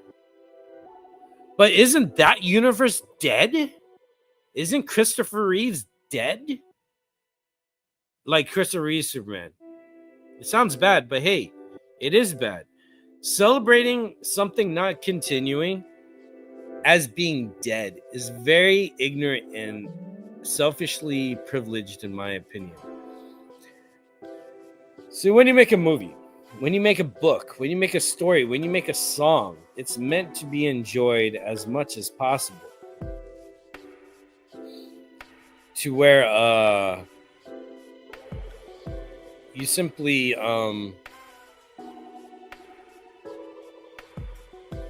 revisit that world whenever you want because you love it. That doesn't sound dead to me. That sounds very much alive. Because when you listen to a song again and then a new album comes out, you don't look back at the other album or a new artist comes out that you're into. You don't look like that their work is dead. You can't ever return to it. You can't ever expand on it or greenlight another sequel out of nowhere. Look at Blade Runner. Blade Runner got a sequel after how long? Look at Tron. We're now finally going to get 3 Tron movies in our collections. 3 Tron movies and 1 Tron animated series. And about 5 Tron video games if you count the Game Boy ones as well. That's a lot of Tron. Is that a dead universe because they didn't touch the IP for a while? So you gotta think like this. Just because there's other versions of the multiverse, you're gonna try and come at me, this Snyder fan.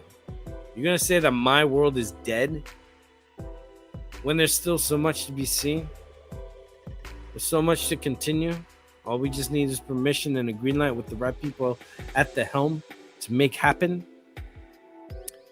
There's a whole movie that is director driven that has yet to be released, the Air Cut. That's part of the Snyderverse. See, a lot of you are like gagging over actors and castings as being a sign of continuity. Continuity is in the story, it's in the specifics, it's in the storyteller, it's on the plan, it's in the execution, it's in the script. And when things get redirected, that's getting stolen. That's stealing the car and driving it somewhere else. That's taking the baton and going somewhere else instead of going around the ring or the track.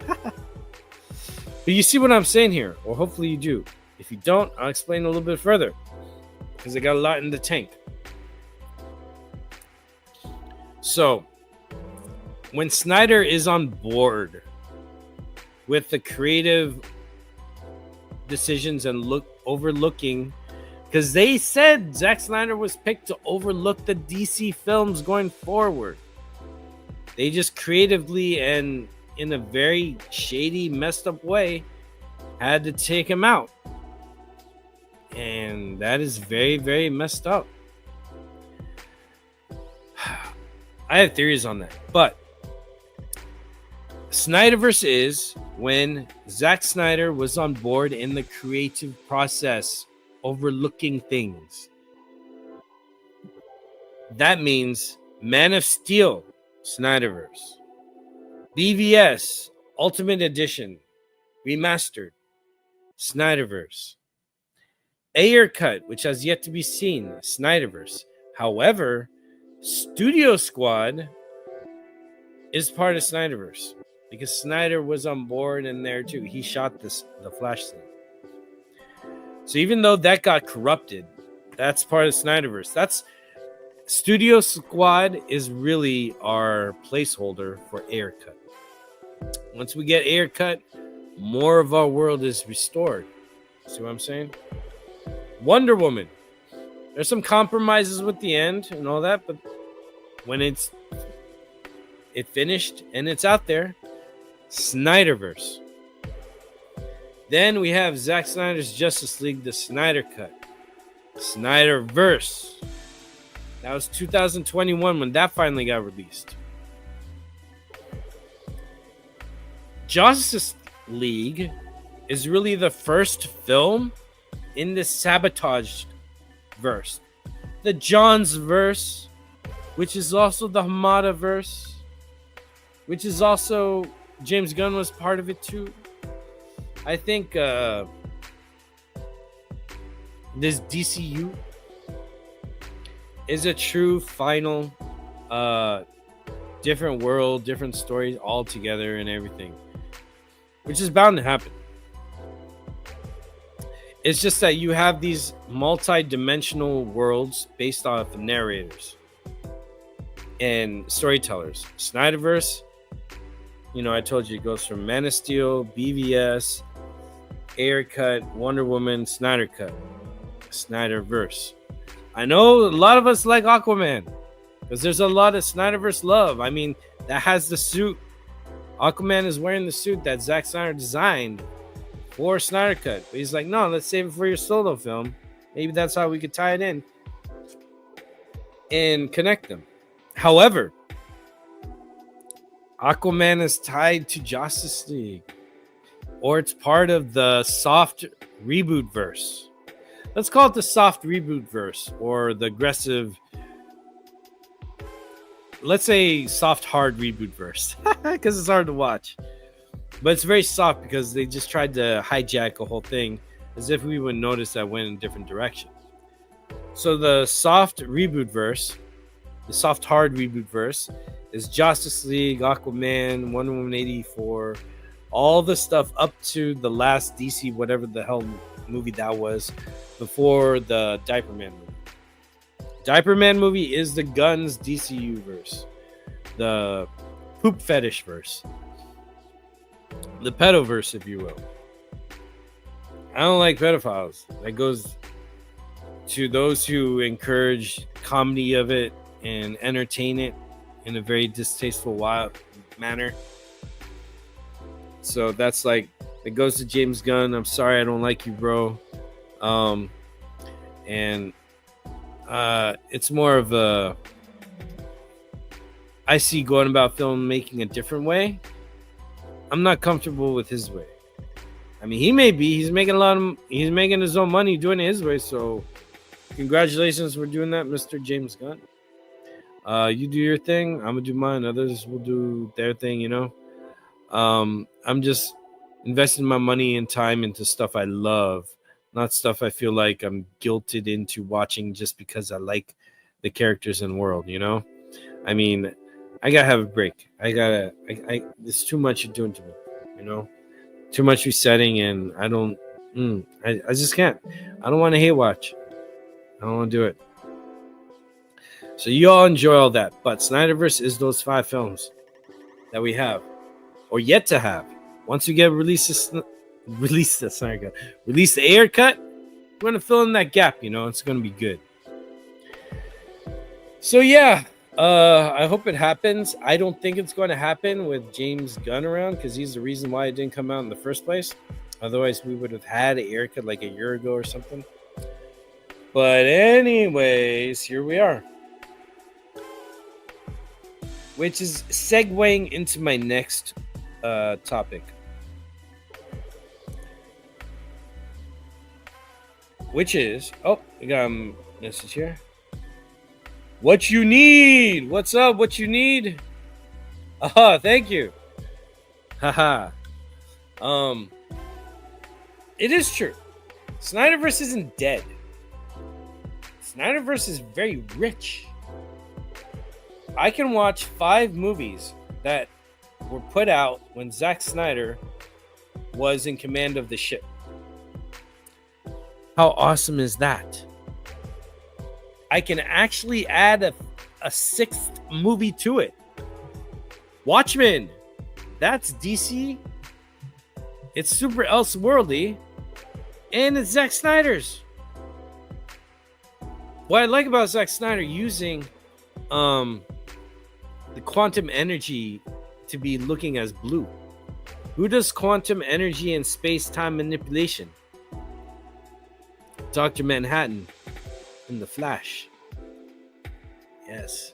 So it makes sense why it's blue, because in his world, it's very in sync to the rules that he's established. And I like that continuity. I like that driven focus. Like you feel the director. You don't feel a committee. This is the difference I have with Sylvester Stallone and Zack Snyder. Zack Snyder, you could tell it's his film from the tones and all that. Sylvester Stallone, it's only his film if you see him in it. But it's really hard to see which ones he directs, because I think he does have a vision. I just think it keeps changing. And one of my friends, he called that's not vision, that's not having a vision. Whatever director Sylvester Stallone is, he comes across to me as more of a producer-director. Like he could run a production. But as far as narrative, I think he's more of a really good actor. And it's just different each time. What You Need says, you agree, restore the Snyderverse, also a dead universe, wouldn't be talked about as much if it was dead.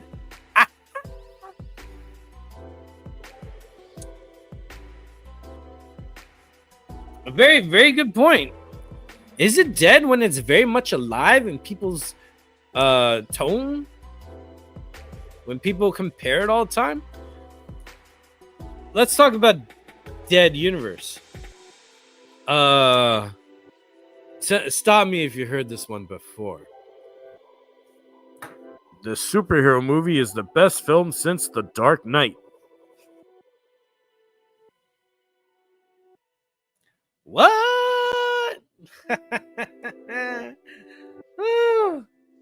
So crazy.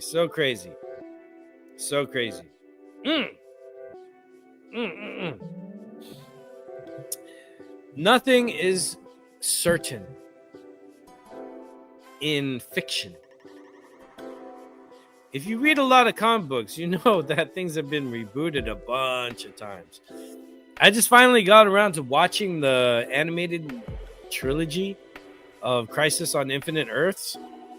And they did a lot of liberties. They did a lot of changes in that one from the graphic novel in the comic book series. At some points, I was like, this is very beautiful. This is fantastic. And some points, I was straight up offended. Like, I didn't like certain directions they go. And it's a slippery slope when you go off book, Example, let's go back to my boy, Zack Snyder. In Watchmen, I remember the comic book ending is Dr. Manhattan brought this big monster to New York. And it crushed the building and created havoc. In Zack Snyder's one, there's no monster.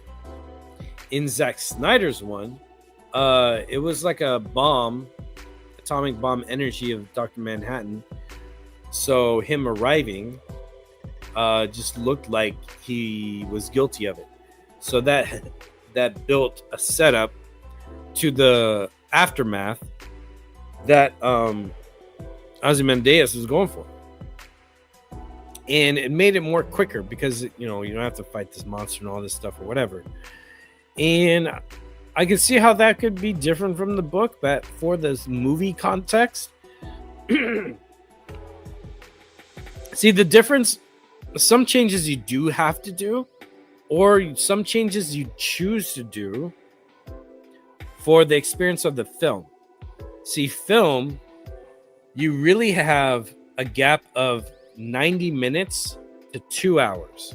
And if you go above, you better have some good storytelling to go above, because people are very entitled, privileged motherfuckers out here. It's like, my time is precious. Why is this movie taking so long? Make movie short again because I'm a privileged little... don't be like that. But the case I'm making is when you read a novel, when you read a graphic novel even, you dictate the pace. And there's really no pace other than how you read it. But when there's something with a timestamp, a song, a movie, a performance, a dance, there's a definitive timestamp, which is the time that we're actually going in. So there's some things you can't convolute with too much detail. And if you can, you got to make the best use of time with it. I think Zack Snyder's changes and alterations in Watchmen do tell the Watchmen story that's heavily reliant on the book, but I feel it captures and achieves the same theme of the book and the impactful power of the book. And it's different enough to enjoy both. That's the same how I feel about V for Vendetta. Yo, Super Corey! My man. Oh, I was going to add in the Fortnite Power Ranger stuff. Do it later. But I do have a surprise for y'all later. Before I start talking about Palestine, the main event of this variety show, because I have about 30 minutes left in me to do this. In other words, I'm going to be like, and I'll see you tomorrow for the watch party. So anyways, shout out to Super Corey. Love this guy, my bro, and the best co-host even I get to have from time to time. What the fuck was I saying? Oh yeah, liberties, changes, all these alteration stuff. Whoa, I got a bot. Let's check out this bot from Twitch, because we're also live on Twitch. Best views on streamboo.com. Remove the space. NX. I don't know how to say that. How about we don't? All right, Twitch. Anyone watching that? Check out that. That's a bot right there. Flag him. Can I do it from here? No, I'll do it from Twitch later. Yeah, don't come up in my space giving stupid stuff like that. I wish I could get rid of you here. That's not good. Anyways, I'm over it. Maybe I'll just stick to YouTube. I'm not doing this Twitch stuff. I'm just kidding. I'm being a little salty. But anyways, so liberties directors like Zack Snyder do, I do not mind. The changes in Infinite Earths, the animated movie, I think did something clever with using all mediums. But the best adaptation of multiverse in animation is still Teenage Mutant Ninja Turtles, Turtles Forever. Watch that, or wait for me to watch party it, and we'll discuss it. I felt they accomplished what Crisis on Infinite Earths failed to do. That finale in part 3 pissed me off to where I was like, Supergirl did not need to die. It's like they made all these sacrifices for a possible reboot that looked like that they were just, it kind of looked like some hybrid of New 52 and Injustice was the canon in the end. And then if you watch Injustice, it's a totally different story that doesn't even make it as a prequel to the freaking Injustice game. They rewrite the book there too. And it was kind of stupid in some parts. So I was like, man. The point I'm saying is, this is all fiction. Look how many times things got revisited, how things got continued. Is that dead? No, if anything, it's reanimated over and over again. That's very much alive. Snyderverse is not dead. And anyone who gloats that is failing as a fan of superheroes. Because when you start sounding like a supervillain, you've missed the point, buddy. You've missed the point. I'm an activist now, trying to stop children in another country from dying by my own government. I think I got the message from Man of Steel. I think I got the message from BBS. I think I got the message from all the superhero stuff I've been watching. Throat's getting dry again. I don't want to cough and die. You see what I'm saying? That's not dead. That's very much alive. Now, think of it again. Someone comes at you and says Snyderverse is dead or your world is dead. That sounds like General Zod. That's not a superhero. Don't listen to them. Don't let them do that stuff. Like, I got apologized this week. I've been very toxic online for my taste. I've cursed at a few people for saying stupid stuff, promoting propaganda in my face and all that. I don't like it. But I feel like we gotta love our movies and series and give them enough love so then they could be revisited again, if not be celebrated for what they're worth, you know? That's the best things we could do. And we are right. Snyderverse is awesome.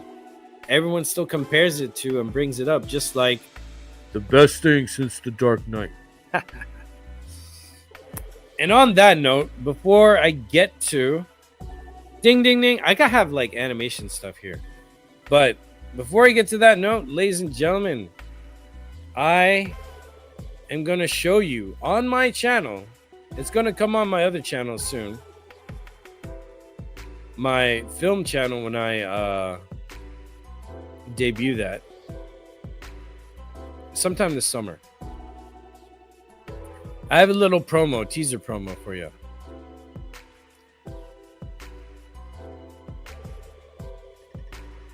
Actually, let me do it from my computer if I can. Let me see if I can find it. Is it this one?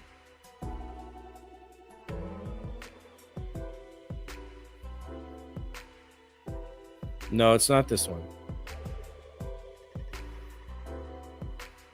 Un momento, por favor. Un momento, por favor.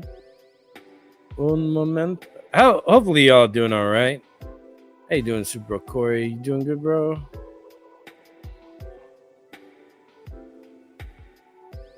Okay, I found it. All right, time to down the music. I don't know how many people are still here. All right, so for 8 years, I've been working on this series, this film. Well, I call it a film, but it's coming out as a series. Hey, what's up, bro? I'm good, man. I'm glad you're here. I'm nearing the end of my show. I'm always glad when you roll through. So, let's get rid of this banner. Before I go on to the main topic of today's show, we covered a lot of stuff. We covered my co-watch parties, the Super Sentai with the Bat Channel. We covered the co-watch party tomorrow. We covered some AEW. We covered card appreciation of K-pop. We talked about some Snyderverse just now. And before we go into the topic of Palestine, I want to share with you guys something I put on my socials on Instagram. I am going to post one on YouTube. I'm just waiting for a final graphic to be completed. And then you're going to see what's going on. So I'm going to launch. It's already out there, but I haven't put anything on it. But I'm going to be launching a new YouTube channel that is only going to have all my short films and web series content on it, and feature films. This is going to be my independent. This is my independent film company, but everything will be shown on that channel and on my website for the film company. So my 8-year-long working project. This is why a lot of my stuff has been kind of slow and why I've kind of been out of it, because I'm in post-production of my film. I still have one epic scene to shoot and a bunch of pickup shots, but for the most part, the thing is done. I'm doing a main cut.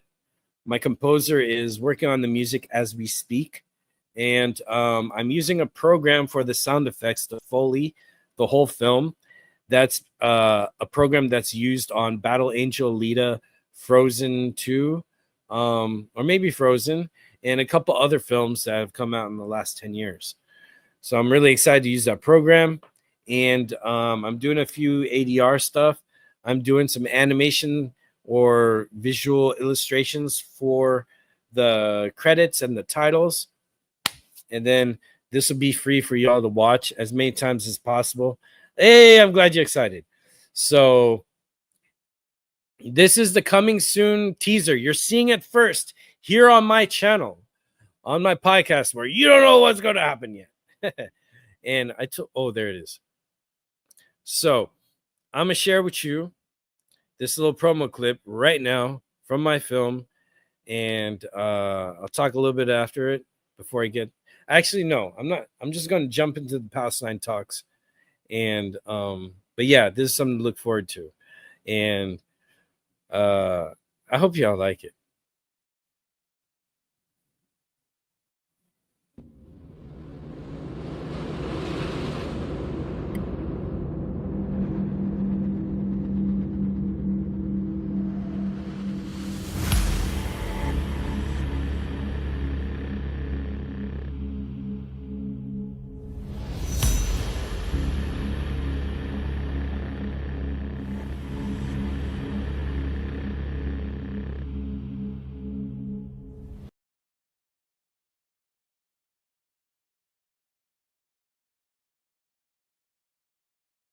There we go. There we go. That was it. Very short, huh? It took a while to edit. But yeah, I'm not going to say anymore. I'll let the mystery speak for itself, because that's part of the magic. So I hope you could be excited for what I'm coming through with that. It's very dear to my heart. There's this comic series I've been writing on my own for myself because I couldn't make a movie at the time, so I drew my own comic books. I'm looking around if I have some around me. I'm always surrounded by my own work. But yeah, that is I forgot to do another thing. Crap, I'll do that now.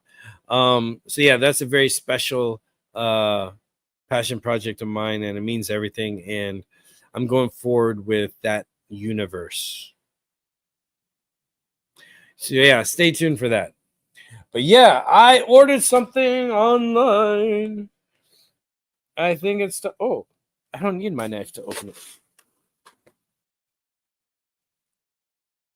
Oh my, it came. I shouldn't say it like that. It arrived. Wow. Holy, oh.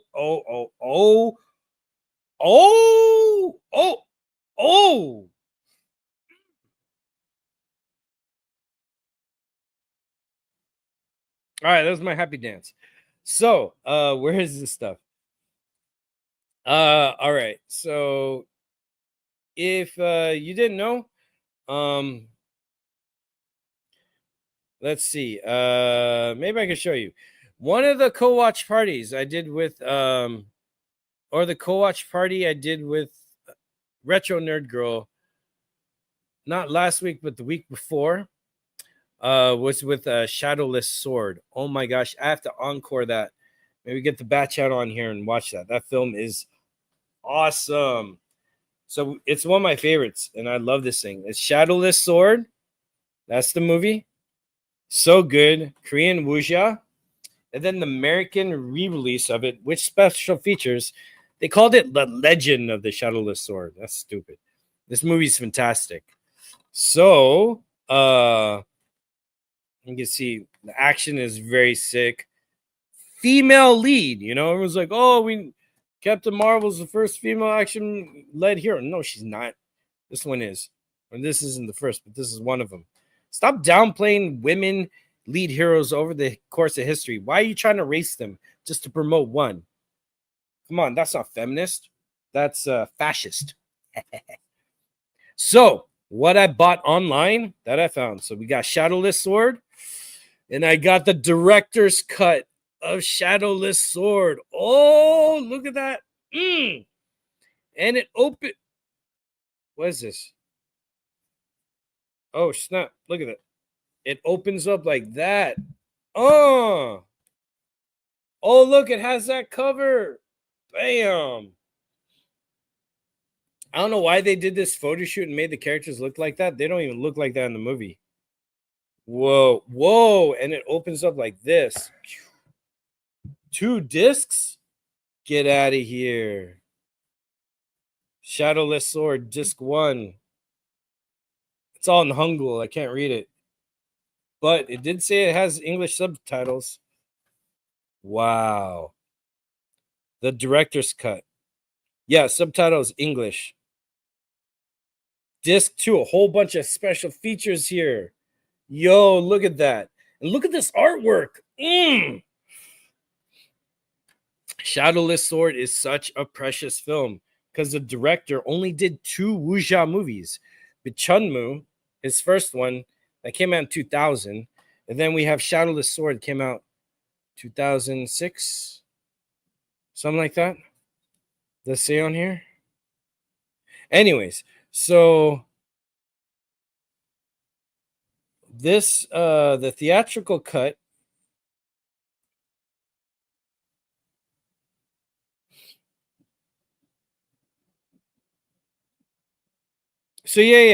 okay, so this has the theatrical cut and the director's cut. So it looks like here the theatrical cut is 116 minutes, right? So the director's cut of Shadowless Sword,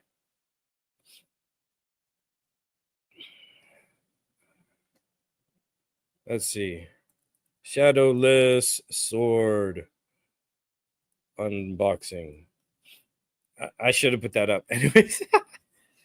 So, the director's cut runtime, it looks like, it says dual layer. It says 115 minutes runtime here. See in Korean. Right there. There we go. Let's do this. I hate seeing my fingernails, man. So we have 115 minutes. That looks like the theatrical cut. 134 minutes for the other disc. Special features are way longer than that together. So, yo, I'm going to watch this weekend.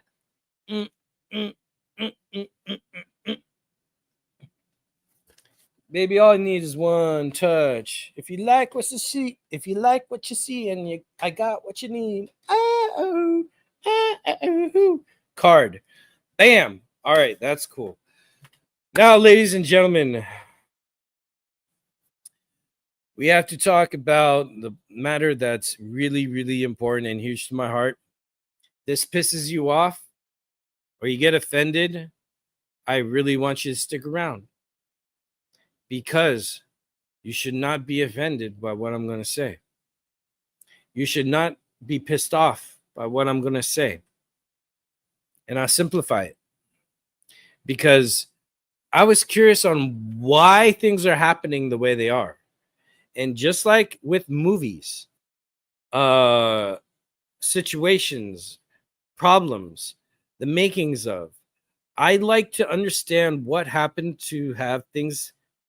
I like to understand why things happened to bring about what's going on in a certain situation at the time. So I really have no link to have any bias other than what I choose is important.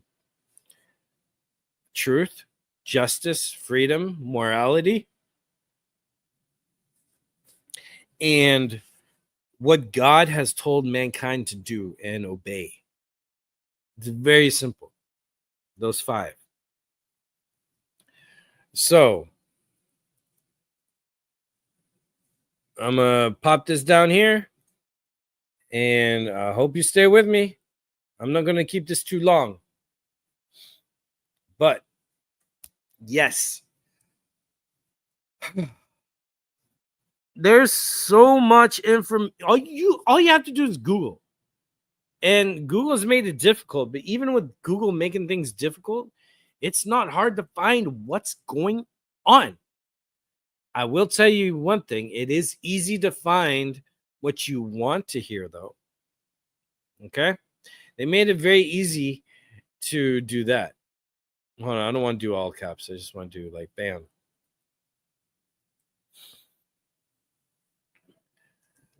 So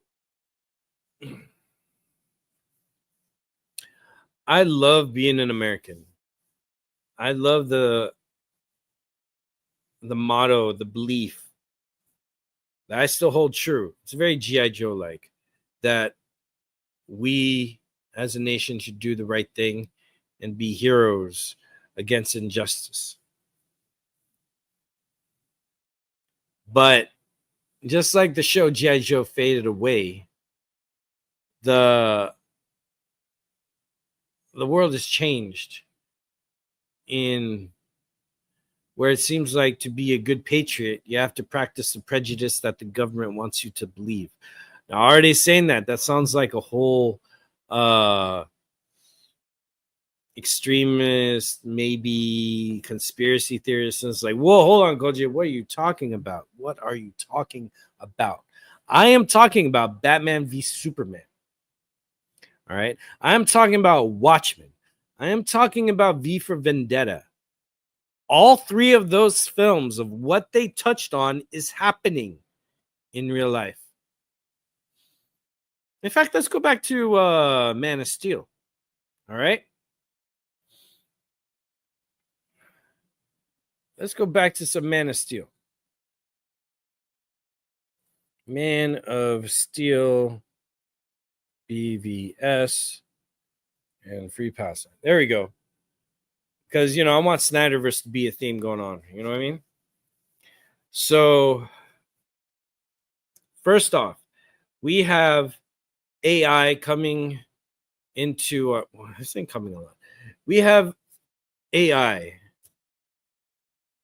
at use, available to use for the public.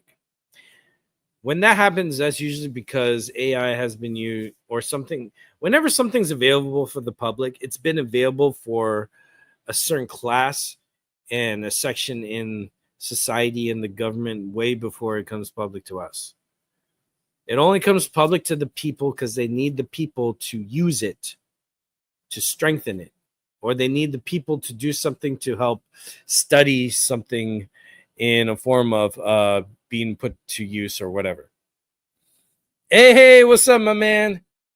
Aries. Everyone like and subscribe to Aries. I'm just wrapping up. You came at the juicy political stuff, thing that make boys cry or something. Yeah, just give them the love. So anyways, so I don't know if you understand, but how AI needs to function is much like a human being. However, since AI is artificial, they require more. What I'm talking about, so I'm a medical technician. One of the jobs I do is test for nerve damage in the body. So what we are a brain, okay? And we are a spinal cord. You can think of it the head and the tail. What were we before conception? We were a sperm, head and a tail. After birth, we are still the head and the tail. We just have a new mech, or we have extra limbs to function in the world outside the womb. You know what I mean? That the womb was preparing us for. Then when we die, what are we? Head, tail, wings, halo. It's like the form of the head and tail stays the same in all 3 sections that we are going to go through in life. Unless you are like I don't know, Hulk Hogan, and you go to hell for being a racist prick. And also a dodgy person with people you work with, and also doing other illegal things. But hey, it's not about him. So we are essentially this brain, and our spinal cord is our circuit board, spreading all these nerves out to control and give information and energy to our organs, to our muscles, to our bones, so we could feel, move, and function. Me doing this right now, moving my arm, that's a bunch of nerve signals communicating. Me feeling that touch and feeling the touch of the touch, nerve signals. Me, my body feeling warm, nerve signals. My heart beating on its own, nerve signals. You and I hearing the sounds we hear and making sense of it, nerve signals to our muscles, communicating that sound and relaying it to our brain with nerve signals, and our brain functioning, nerve signals. It's like when your battery in your car is dead, it's considered dead because there's not enough energy to power the most of the vehicle. Even though the lights are able to go on, it's perceived as dead because it can no longer do its primary function, you know? So what I'm saying is that's our energy. Our nervous system is our energy. In different areas, our nerves operate at the maximum speed of maybe, in smaller areas, it's probably 110 milliseconds of sending information. But for our furthest extremities, it's probably around 36 to 60 tops of milliseconds of energy being sent. All right. I study this. This is my job. So that's energy. That's our electrical system. That's in us. That's what God gave us so we can function. All right. Because at the time of conception, they had, when I say they, it's scientists and doctors, had a camera or of sorts to look at an embryo upon conception. And there's no light entering our bodies.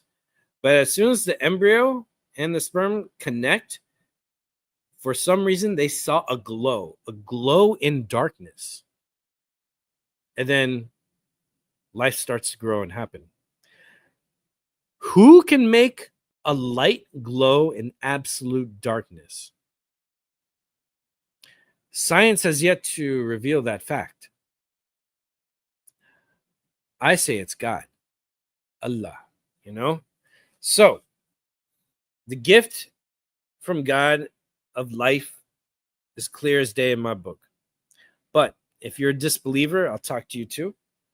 That energy is created, and you have energy. Now, remember all that. Retain it, please. Now you go to the energy that a computer needs, and energy your phone needs, right? Operates off a battery.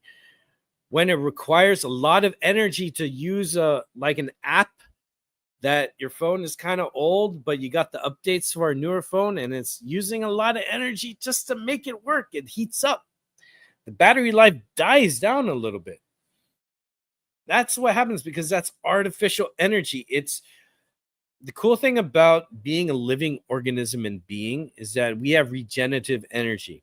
Case in point, when we hug another human being and we hug more than 30 seconds, try it. You could try with a stranger and risk being knocked out, or you could hug someone that you know and care about.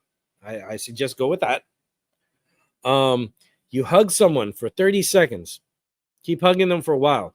Your body is going to create good endorphins. Your body is going to start healing on a molecular, sorry, I'm fumbling my words, but on a subatomic energy level, just by that connection touch, almost like jump starting a car or jump starting a battery from one car to another, you know, with jumper cables. But not really like in that sense, but a sharing of energy, because we as human beings, as organisms have a regenerative energy. What happens when we get older is some of these areas get hurt. We have a slip disc that presses on a nerve that screws up the circulation going down our arm and to our heart. And at one point it stops. The nerves go into our brain in certain departments that's required for functionality, like our sight. That's in the back of the head. That's why when people get knocked out in the back of the head, they black out. They can't see anything, right? So you have all these nerves sending information, and sometimes those nerves get hurt or a certain area gets damaged. It doesn't function as well. You perform slower. And if that damage gets closer to the center, other things stop working and they don't work at all. And it's over. So we can get injured. We're not meant to live forever.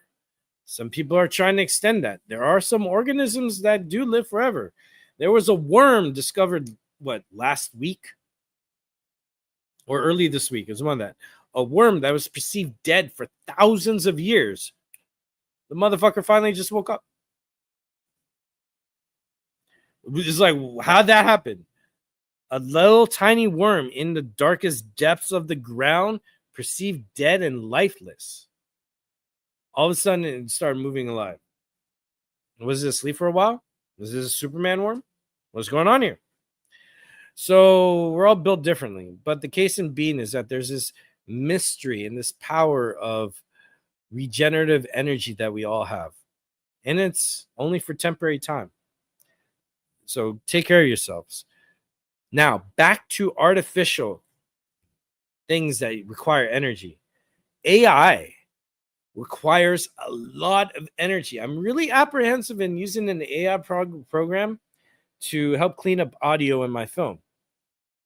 I have to do it because I'm out of options. But I know some friends who are making movies with AI. I know some friends who are making music with AI. I've seen a lot of people make videos and pictures with AI. AI is being used a lot. What they don't tell you is the centers that all these AI like motherboard computers are at, where all this information people are using the AI when they talk to ChatGPT and this and Grok and whatever, it all fuels over to this center, and that center generates a lot of heat and energy and power. So now you need space and a lot of machines to keep that going. And then in order to keep them from getting too hot, you need a cooling system. Cooling systems, like my AC right here, requires a lot of water. So for AI, AI girlfriends too. And, that's probably using a lot of energy too.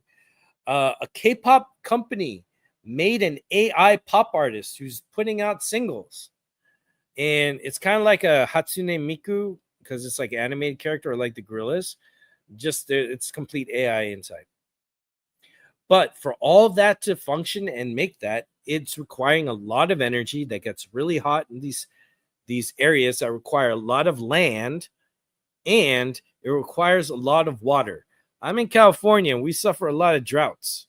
We're still in a drought. And since AI has been used and using all that energy, our local areas next to whatever AI tower is next to us, we've been having more power outages. We've been having more blackouts. Okay? Now, we're going back to Snyderverse now. So, in Snyderverse, let me see if I can bring this up. You need visual representation here. And then I'll get back to Palestine, because it does intertwine. It does intertwine. All right, get the music back on, by the way.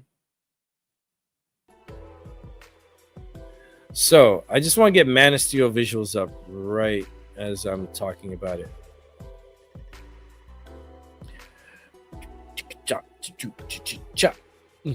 Oh, Jurassic World Rebirth is out. I finally saw that, Super Bro. It was cool. It was a little corny, though. Man of Steel theatrical bundle? What is that about? Theatrical bundle? Oh, this has the making of featurettes with it. That's cool. So they're releasing featurettes on Fandango at home. That's neat.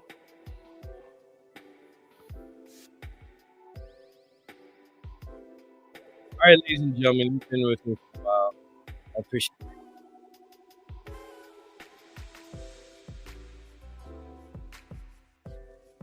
So I'm getting to these scenes I want to show you. I could talk about. Okay, I'll just use this one right here. Oh, it won't show me it. Ah! Oh wait, no, that's the wrong one. Whoops. That's my trailer or teaser promo. All right, here we go. Can you see my cursor on the screen? Oh yeah, you can. See? All right, look at this floaty thing here. This is an AI floating bot, right? And you have Jor-El here. Is he making the key yet? No. Wait, where is it?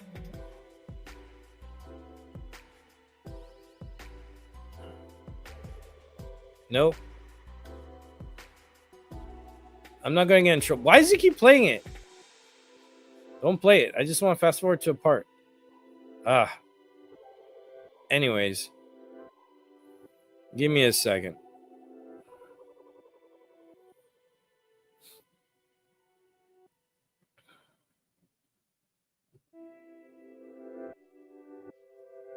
So what I'm saying, Krypton,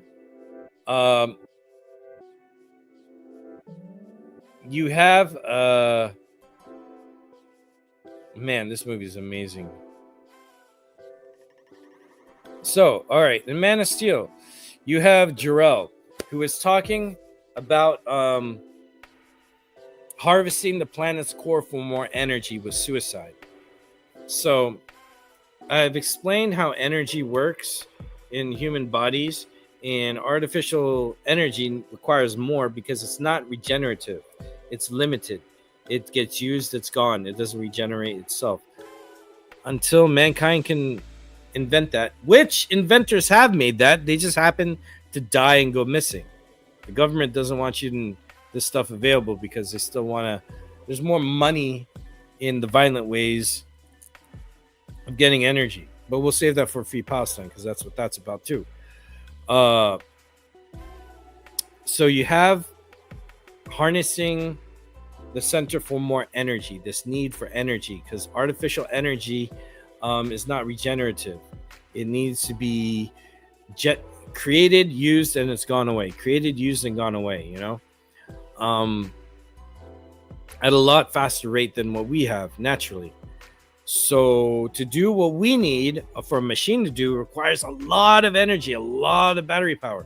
So you're going to see more mining in Congo for lithium and such, and in the cobalt mines. You're going to have children doing child labor, which they do now in Congo, because there's a genocide there going on. So freaking Elon Musk and Apple can have more products come out quicker, and we can always have new versions of the same damn thing, just with more flashier stuff that requires more energy. So we're digging into the earth for more energy for our daily leisure. Okay. In Krypton, they even have 3D printing when he was making the key for his son to have and access as like a flash drive out of nowhere, just these little beads. Then you have these floating creatures like Helix and Kior. I wonder if I could get to one without it playing, you know?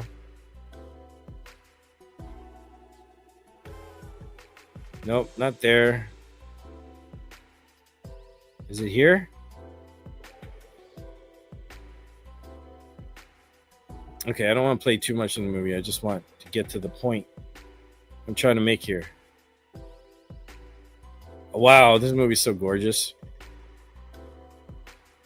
All right, so you have these AI floating machines here. They've already established AI. They have a lot of energy. They harness the core to get more energy of the planet to where the planet imploded. What did Jor-El tell his son? He's like, maybe the people of Earth won't make the same mistakes of what if you died himself. So what Krypton's tragedy, the warning of Krypton, don't do what Krypton did, which is harness the core and just kind of strip mine all your natural resources for more power and all this advanced technology at the sacrifice of your own well-being. That is what we are doing right now. That is a powerful message in Man of Steel in the very beginning of the movie of what's going on with technology and how their world is even like a skeleton. Like, even look at the cities. Can we go to the city? Where's the cities? Where is it? No, that's when he's coming home. Bingo. All right, it's a little hard to see here. All right, but I'll keep it here. Let's make this bigger. Look at the state of Krypton.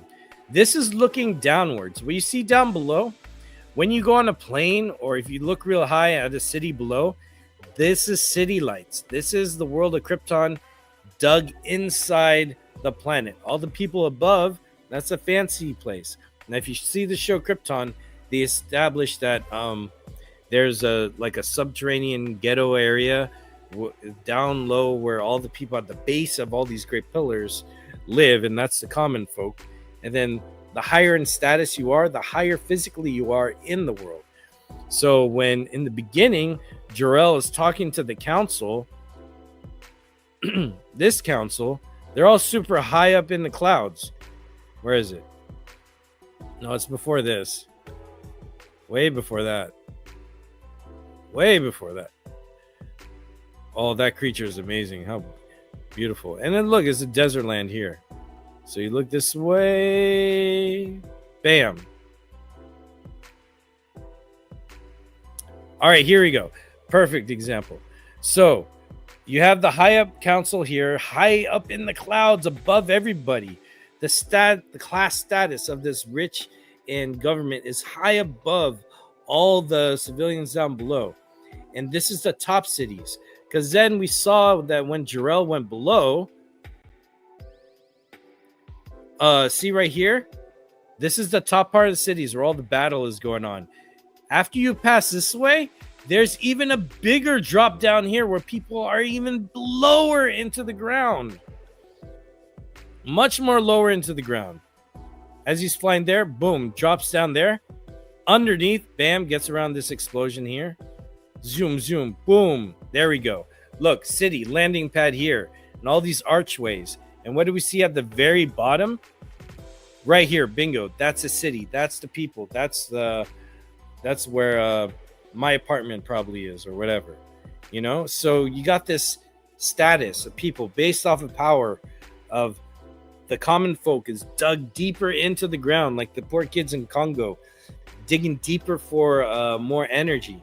Maybe their job is to do that for Krypton. So you have this class system. You have these people, this society that's overusing their natural resources for more power. All right? That's what we're doing in the real world today. So, another thing with Man of Steel is that when we get to, I'm just leaving it on one picture just to talk about the whole thing. Boom.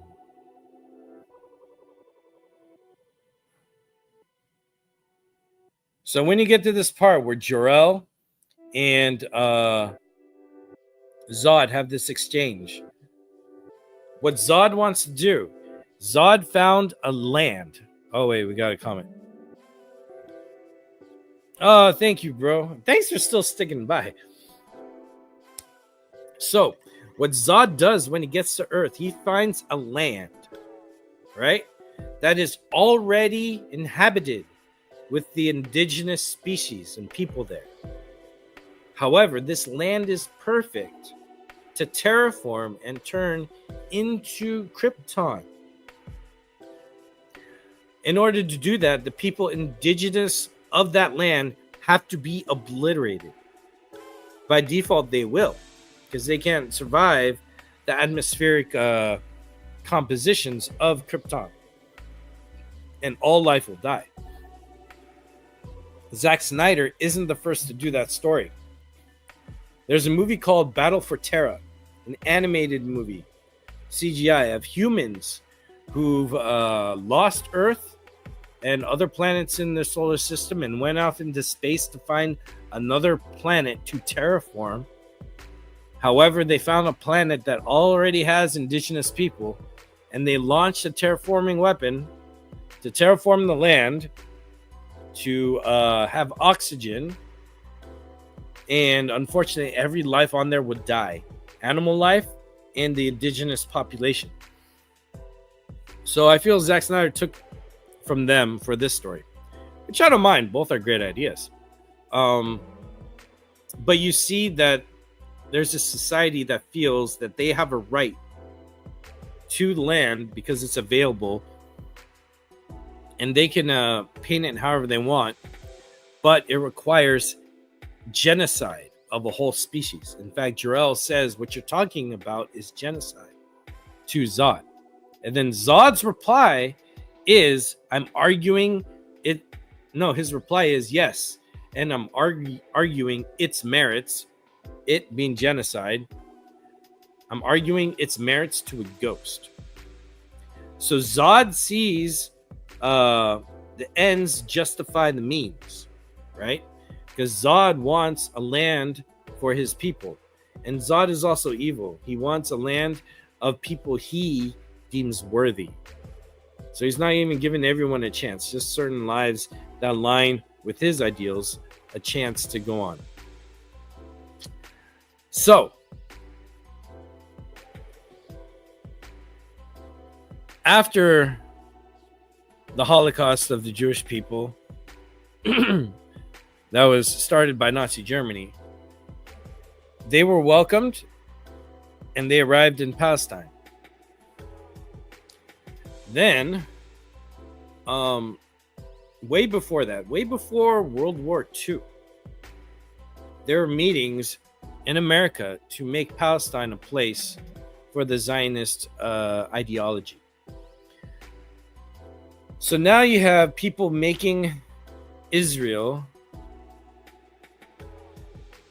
but in order for Israel to exist, it has to be 100% Jewish nation. Therefore, anyone who's not Israeli is being killed, displaced.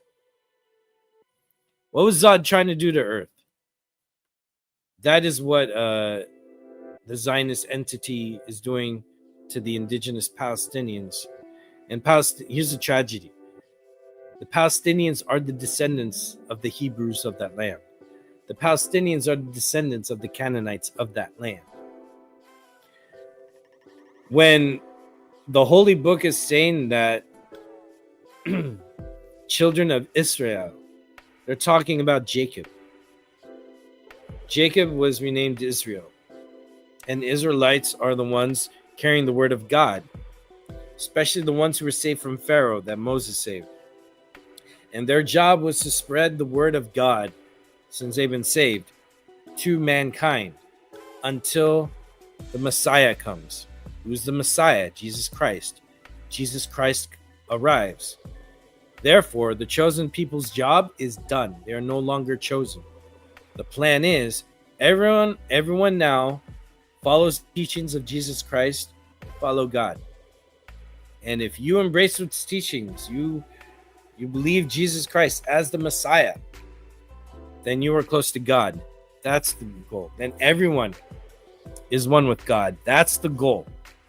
However, you have a society that made the Talmud, that rejects Jesus Christ, peace be upon him, that actually writes that Jesus Christ is burning in hell under a bunch of human feces for all eternity for being a false Messiah. That's in the Talmud. Netanyahu this year said that the laws of Israel is inspired and based off of the Talmud. Now, when I see our president and all our other politicians 100% back Israel and this violent genocidal regime, that tells me who the bad guys are right off the bat. I don't care who you voted for. I don't care who you voted against. I don't care if you didn't vote. It's not your fault if you believed in a politician. It's their job to get you to believe in them. Because then, if they get you to believe in them, they want you to vote for them and get them in office.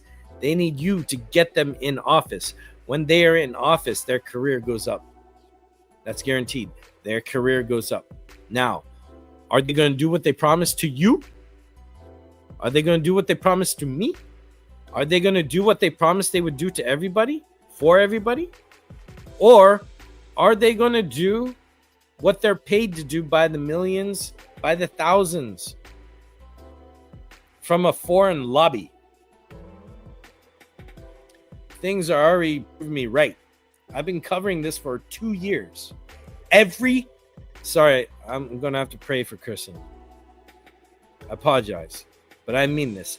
Every fucking thing I've been telling you all for 2 fucking years has come true, has been true, and is unfolding as I warned you all about. Every fucking thing. Everything Jor-El has warned Superman about. With the fall of Krypton. And don't let this happen to Earth, right? Everything I've been calling out and pointing out that is available to everybody. It's not even a secret. It has a trail of documentation proving every fucking thing I've been saying has been true and is true. And now everyone is just playing the part of, it's like once you discover Lex Luthor is the bad guy, once the world does, and he does bad guy stuff, no one's surprised. No one's surprised.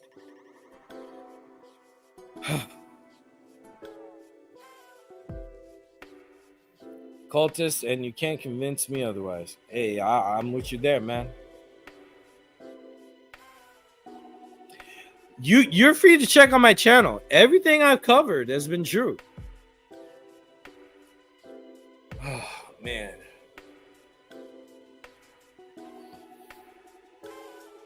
Speaking about BVS, this is BVS length. Now we get to BVS. All right. What happens in BVS? There is a false witness system to slander and discredit Superman. A staged crisis event. Now, if you see the director's cut, he goes, saves Lois Lane, right? He stops a drone from killing everybody. And then he bounces. When he bounces, or before he bounces, or around some time there, soldiers burn bodies. All right? They burn bodies before Superman arrives, actually, now that I remember. And I'm not bringing up the screen. That took way too long. But they burn bodies, right? Like Superman uses heat vision. And then a woman says that she witnessed Superman do it, which was a lie. She wasn't even there. And it turns out she was a false witness. She said, I didn't tell you the truth, right? And by the time that truth is going to come out, explosion. Lex gets away again with murder by murdering. He uses murder to get away with murder. When October 7th was announced, it was announced that there was mass rapes. It was announced that children's heads were cut off. People were burned in ovens. Then a month later, it's been discredited. There's no proof. More investigations later, there are no rapes. There's no beheadings. There's no ovens. And late this very week, I see on the news, they're still talking about the beheadings. After it's been proven false. For 2 years, they're still spreading this lie. Now Netanyahu is saying that There are booby traps all over every infrastructure of Gaza, and Hamas is the reason for killing all the people while Israel was targeting the people to kill them. Like that's the new lie. That's the best they got. Seriously? And there's a picture going around on this one article. They took a picture of this photojournalist. Now, there's a lot of horrible stuff going around in Palestine and Gaza with people crying for food. And this dude takes pictures of it, documents it like a photojournalist does. And they take that picture and say, look, this is propaganda. Everyone's acting like there's a starvation, but there really isn't. That's another new lie. Really? Of that magnitude? Really? When before that photojournalist was around all those people crying for food and help, we see that with the other footage. That's not that guy, but how come all that's not considered Hamas propaganda, but only that guy, when it's the same situation as we've been seeing for months and months in? It's so painfully obvious, reachy, and bad, and it's at the expense of human lives being mutilated, starved to death. It's like, people, have we not watched these superheroes? Do we not know what's going on and what's wrong with the world? Are we just looking at deep, high art concepts going, whoa, that's crazy. Yes, this is right and wrong. But then when it happens in our real world, we're dumb and blind and we just ignore it. We just allow it. What the actual fuck is up with that? That tells me then you're probably not into superheroes. Maybe you don't care about morality and good versus evil. Maybe you don't even believe in God. If you can't even step up to what God said to stand up against. You know what I'm saying? And that's not a hot take. That's calling this bullshit out. Seriously. If we care about all this art and doing the right thing, how are we complicit in letting this stuff happen? You have to call this stuff out. This is wrong. People are, we're paying for it too on our tax dollars.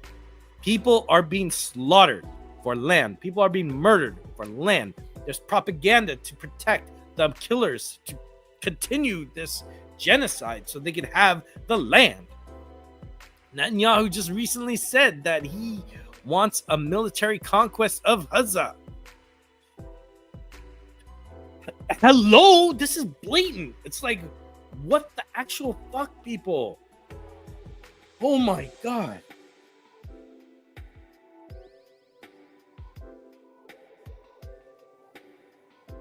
I saw those two guys on that British show saying this is terrorism. You know what this is? I will tell you what this is. Again, broken record time. Look at this. This are olive leaves. Olive leaves because olive trees are very sacred in Palestine. Very important, very key to the people's lifestyle, livelihood. You know, like you have a natural fruit that grows in your land. And that's like, you know, I live next to Orange County. Lots of orange trees, you know? So oranges, you know, reflects the land because that's something, the fruit of your land, right? So that's very important to Palestinians. Now these lines here, let's put Jarrell away. He's done his job. These lines here, right? These are trading roads for the thousands of years of peace and commerce, of trading and exchanging of cultures and people living peacefully with trade. These are trade routes because it's really known because, you know, you have Judea and everything. And now we get to the fishing nets, because fishing and the fisherman lifestyle is very key and important to the indigenous people of Palestine. So this is culture, fishing nets, right? Trade routes, history, and sacred of the land. This symbolizes people. This symbolizes the Palestinian people. So when you hear someone say this is a symbol of terrorism, that person is a racist piece of shit.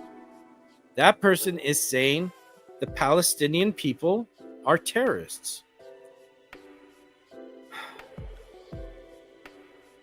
Even if they don't know what this means, they associate this with terrorism.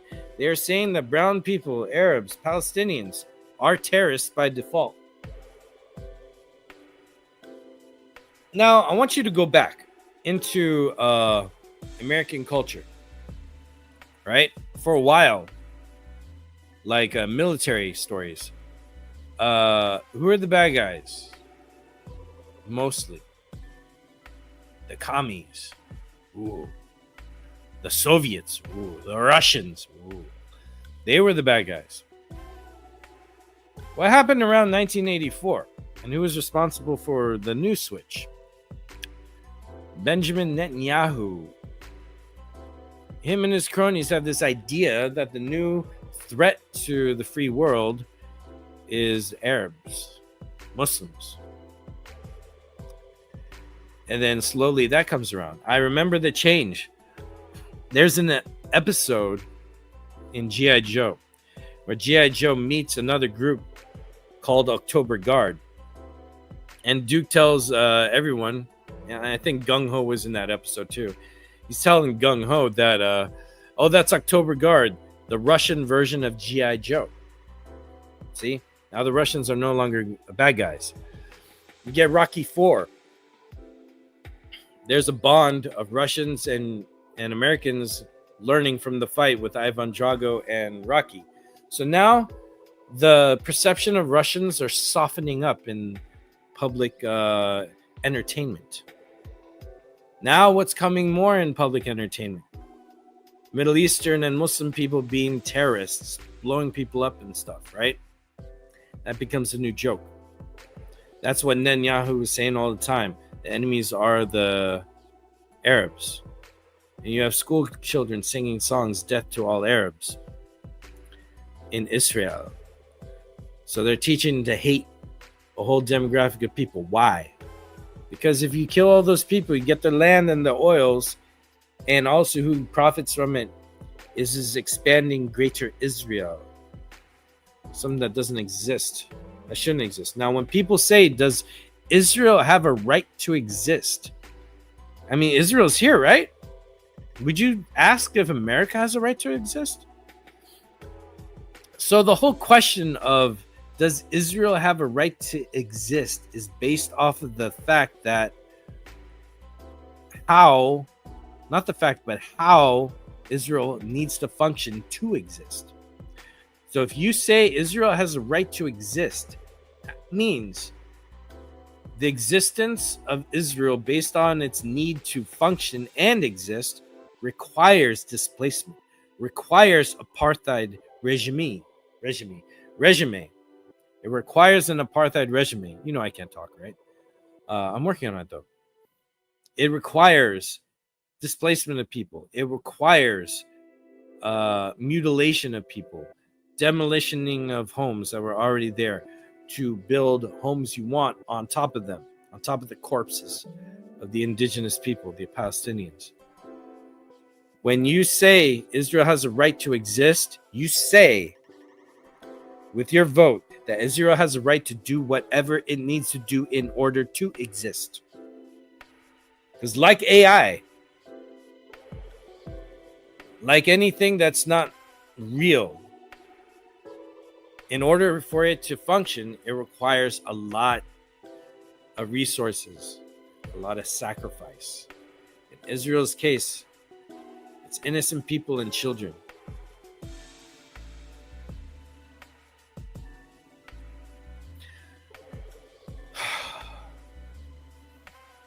I can't stand for that. And you gotta do your homework because all our hard-earned money is going into it. And if you don't care now, your morality is being lost into it. So I would invite you all. I'll put links on my video sometime tomorrow, so you all have ease to check this stuff out. even the links to card and all that.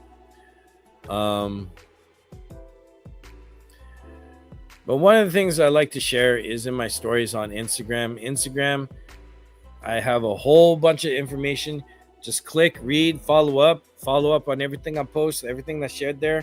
I have 2 years of documented, useful information to find out the truth of what's going on. And I think we all owe it to ourselves to figure out what's going on, because we all have to voice up and stop it. I don't believe in killing. I believe in peaceful protests. You know, some people say I'm wrong. Some people say I'm mad, but I really believe that if every single American really understands the core values of what it means to be a human being on this planet under God, we can make changes. Powerful art can inspire change, but we are that change. We have to make that choice. All right? It's very, very important. Thousands of lives are depending on it. So I'm going to end this show. We're showing some clips. All right? I want you to hear from other people who speak more eloquently than I. I'm very passionate. I kind of jumble with my words in the jungle, you know? So, here's something I found that is very crucial about what I was talking about. The sister goes over it very, very, very eloquently. Yo, I appreciate you listening, man. I'm trying to help. I don't know what to do. Yeah, you have a great night too, bro. I'm just gonna play these clips and then bid everyone farewell. If you got bounce, have a good night. The fun part was early on the show. This is the heavy, serious part. Here we go. Let me eliminate the music real here. Pause it. And let's hear the sister. Whoa! What happened there? That So a was lot of the genocide apologists are coming out of the wood. What? Why is he doing that? So a lot of the genocide apologists are coming out of the woodworks right now saying, oh. All right, hold on. Where's my reposting stuff? Hold on. Is it? Oh, yeah, it does put it here. Oh, I reposted it. Okay. All right. Check this one out. Apologists are coming out of the woodworks right now saying, oh, you know, defending our country, we didn't mean for you to starve children and have everybody notice. Yeah, whatever. Then there are those who are doubling down on the situation. And this is by far some of the most disgusting articles that I've ever read. And the people who are pushing this, the Gaza Humanitarian Foundation. Yes, these fucks who are leading those food distribution sites that over 1,000 people have been shot and murdered at have posted this article claiming that these images are staged. U.S. aid sites have no fucking room to talk because these are the pictures that they post. And granted, I believe that these children are happy that they finally get a box of food. But unfortunately, there's also other videos of you and the Israeli military shooting and pepper spraying people while they're waiting for aid. So getting back to this article that's attempting to criminalize this journalist, let's see what their issue is. That most of his photos contain pictures of women and children. But then other photographers, when they had their photos, that it was a bunch of adult men and that they were waiting for food and they were getting it. So you're upset that more people were getting food? You know, the adult men there are starving as well. But it gets even better because Zionists have worked so hard to discredit this man's work that he's being dropped from several news agencies from providing photos for them. And in this article, it says that even though the photos showed children with empty bowls, it was not a food bank. But I thought they just said that the issue was that men were being fed. So a lot of the genocide apologists are coming out of the woodworks right now saying, oh, you know, defending our country, we didn't mean for you to starve children and have everybody notice. Yeah, whatever. And there are those who are doubling. All right, it's weird when the remix doesn't do the whole video. I want to try and get to her video, but it's not letting me. It's really weird. Maybe it's because I'm on my computer. Like I hit watch full reel. And it takes me to K-pop Demon Hunters. What's going on? Hey. All right, I'm just going to go to her page, sister's page. Oh, here you go. I had to hit this one. Here we go. Defending our country, we didn't mean for you to starve children and have got it. everybody notice. Yeah, whatever. Then there are those who are doubling down on the situation. And this is by far some of the most disgusting articles that I've ever read. And the people who are pushing this, the Gaza Humanitarian Foundation. Yes, these fucks who are leading those food distribution sites that over 1,000 people have been shot and murdered at have posted this article claiming that these images are staged. The US aid sites have no fucking room to talk because these are the pictures that they post. And granted, I believe that these children are happy that they finally get a box of food. But unfortunately, there's also other videos of you and the Israeli military shooting and pepper spraying people while they're waiting for aid. So getting back to this article that's attempting to criminalize this journalist, let's see what their issue is. That most of his photos contain pictures of women and children. But then other photographers, when they had their photos, that it was a bunch of adult men and that they were waiting for food and they were getting it. So you're upset that more people were getting food? You know, the adult men there are starving as well. But it gets even better because Zionists have worked so hard to discredit this man's work that he's being dropped from several news agencies from providing photos for them. And in this article, it says that even though the photos showed children with empty bowls, it was not a food bank. But I thought they just said that the issue was that men were being fed. Just analyzing this picture really quick. So there's red and white bars right here. One of them goes diagonal. And oh, look, there's the same red and white bars right here. And there's people getting fed there. And you can find several photos of this same aid site. It's located in Gaza City. So here's a photo of one of the boys in question. Is he holding an empty pot? I actually found another image of him. And look, you can see inside the pot, he actually has some soup.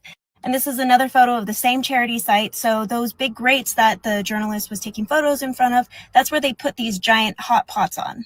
They would go there. These journalists are, all they're trying to do is show the world what it looks like. It makes sense to me that people are lining up before food is actually being distributed. It also makes sense to me that the children are in the front and the adults are in the back. I can't think of any scenario where the children don't eat first. And because they are working so hard to discredit this journalist, I have a deep fear that they are going to try to kill this man. Over 205 journalists have been murdered since October 7th. They're trying to label them terrorists. You know, they're Hamas. They're staging famine. They're exaggerating human suffering. No, they're not exaggerating it. You are just trying to justify it. So a lot of the genocide apologists are coming out of the woodworks right. Man, well said. Yep. General Ortega is awesome. Stay on for Palestine. Here's the latest from this idiot. Netanyahu now says that Gaza's destruction was not the result of Israel's bombs, but the result of Hamas booby traps, trapping every single building. Wow. An army of flip-flops apparently is the worst army in the world that even with all our billions of dollars sent to Israel cannot stop, apparently, because they could booby trap everything and they're the worst of all, and it's their fault, not Israel's fault. These lies keep changing. And also the reason you see the flattened buildings is because Hamas booby traps every single building.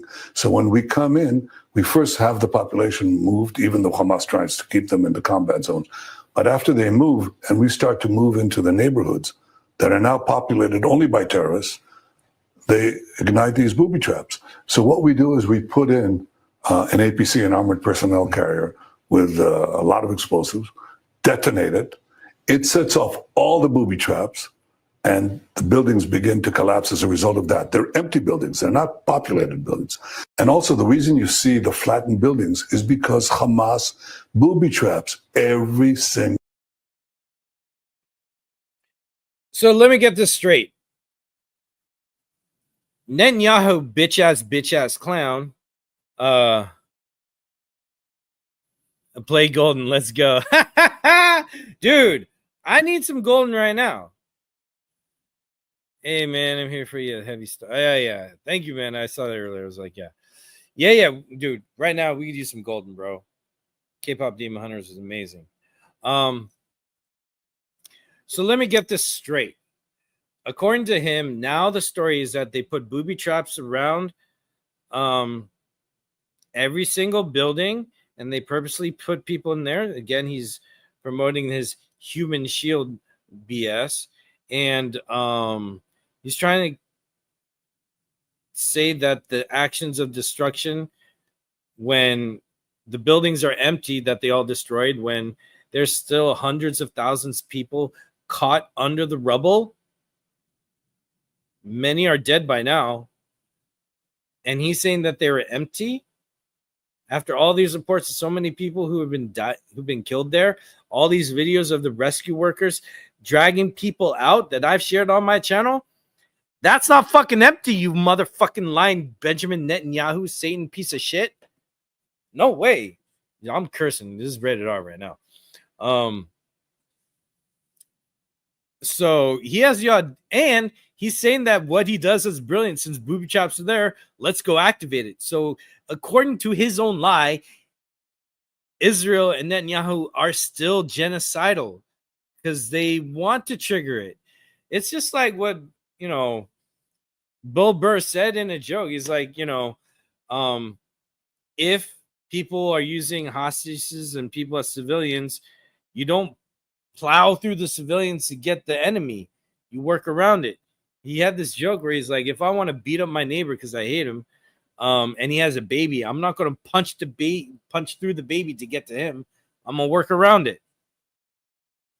So Netanyahu continues. The biggest lie that gets under my skin about Netanyahu is when he says that no one existed in Palestine when they got there. It was a barren wasteland.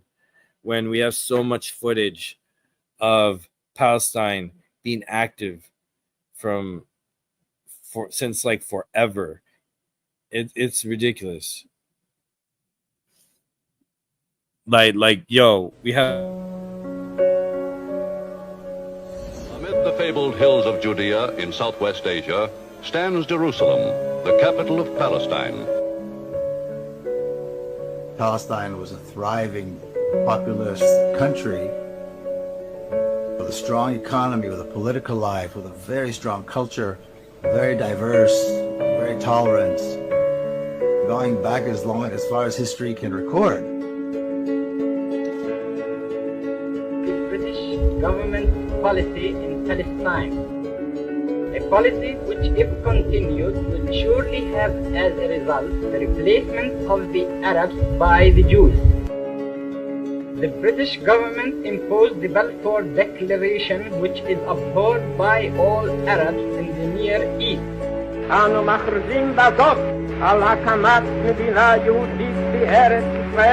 As a new Jewish state is born.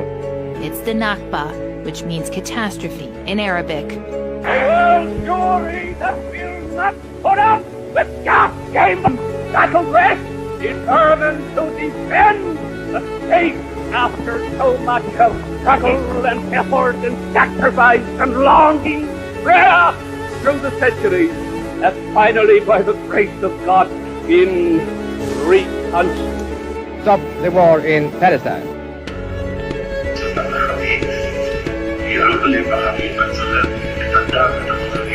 The murder of the United Nations mediator, Count Bernadotte. Haganah troops have driven the Arabs out of the beleaguered city, taking many prisoners. Jaffa itself has become an almost deserted city, most of the 70,000 inhabitants having left when the state of Israel was proclaimed. Entire cities were taken. Entire cities. Haifa, Ramle, Libre, Biafra, Jerusalem, on and on and on. Entire cities. So yeah, barren wasteland. Remember that. Remember how much Netanyahu lies. It's like Emperor Palpatine, Senator Palpatine, a man who's able to maintain a seat longer than should be. Now, granted, there is no expiration date or limited term in the government Israel for a prime minister to be a prime minister. But what I can't understand is how this continues to go on. The propaganda that's blatantly horrible continues to go on. Now, to my Christian brothers and sisters, this one Christian homie has something cool that I did share on my Instagram, and then I'll find something to end it off with and bid adieu. And I'll listen to Golden like my boy Super Corey says. Here we go. Let's listen to this guy. No, the Bible does not tell us to support Israel. If you've been online recently, you've probably heard people like Charlie Kirk, J.D. Vance, and Tim Walz saying that the Bible tells Christians to support Israel. When they say this, they most likely quote the verse that says, "I will bless those who bless Israel." But that's a verse from Genesis 12 and isn't in reference to the modern-day nation of Israel. It is very basic Christian theology that the covenant made with Abraham was fulfilled through Christ's sacrifice. And now all of us, the believers in Christ, are the new Israel. That's why we have verses like Galatians 3:28, which says, "There is neither Jew nor Greek, for all are one in Christ Jesus." It's completely ridiculous to try and argue that the state of Israel, which was founded in 1948 and is mainly comprised of Ashkenazi Jews, is the same Israel which God made a covenant with in the Old Testament. I can't believe that I even have to say this, but as Christians, we should not be supporting a nation which is mutilating and slaughtering thousands of innocent women and children, regardless of their ethnic makeup. One of the reasons that so many Christian politicians might be trying to convince you that the Bible supports the state of Israel is because those same politicians are receiving hundreds of thousands of dollars from AIPAC, previously known as the American Zionist Committee. And don't get me wrong, I am not taking a political stance right now. I'm taking a theological one. There's just objectively no reason to believe that the Bible in any way supports the modern day state of Israel. As Christians, we should not be cheering on the side that is actively committing genocide. No, the Bible does not tell us to support. Yeah, every time I would do a remix, it always gets weird at the end, at that point. But you get the gist of it.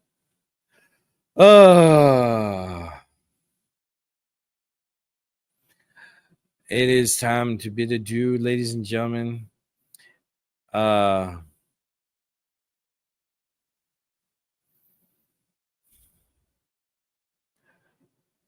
Man.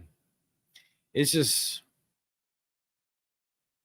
I get that we love entertainment. No one loves entertainment as much.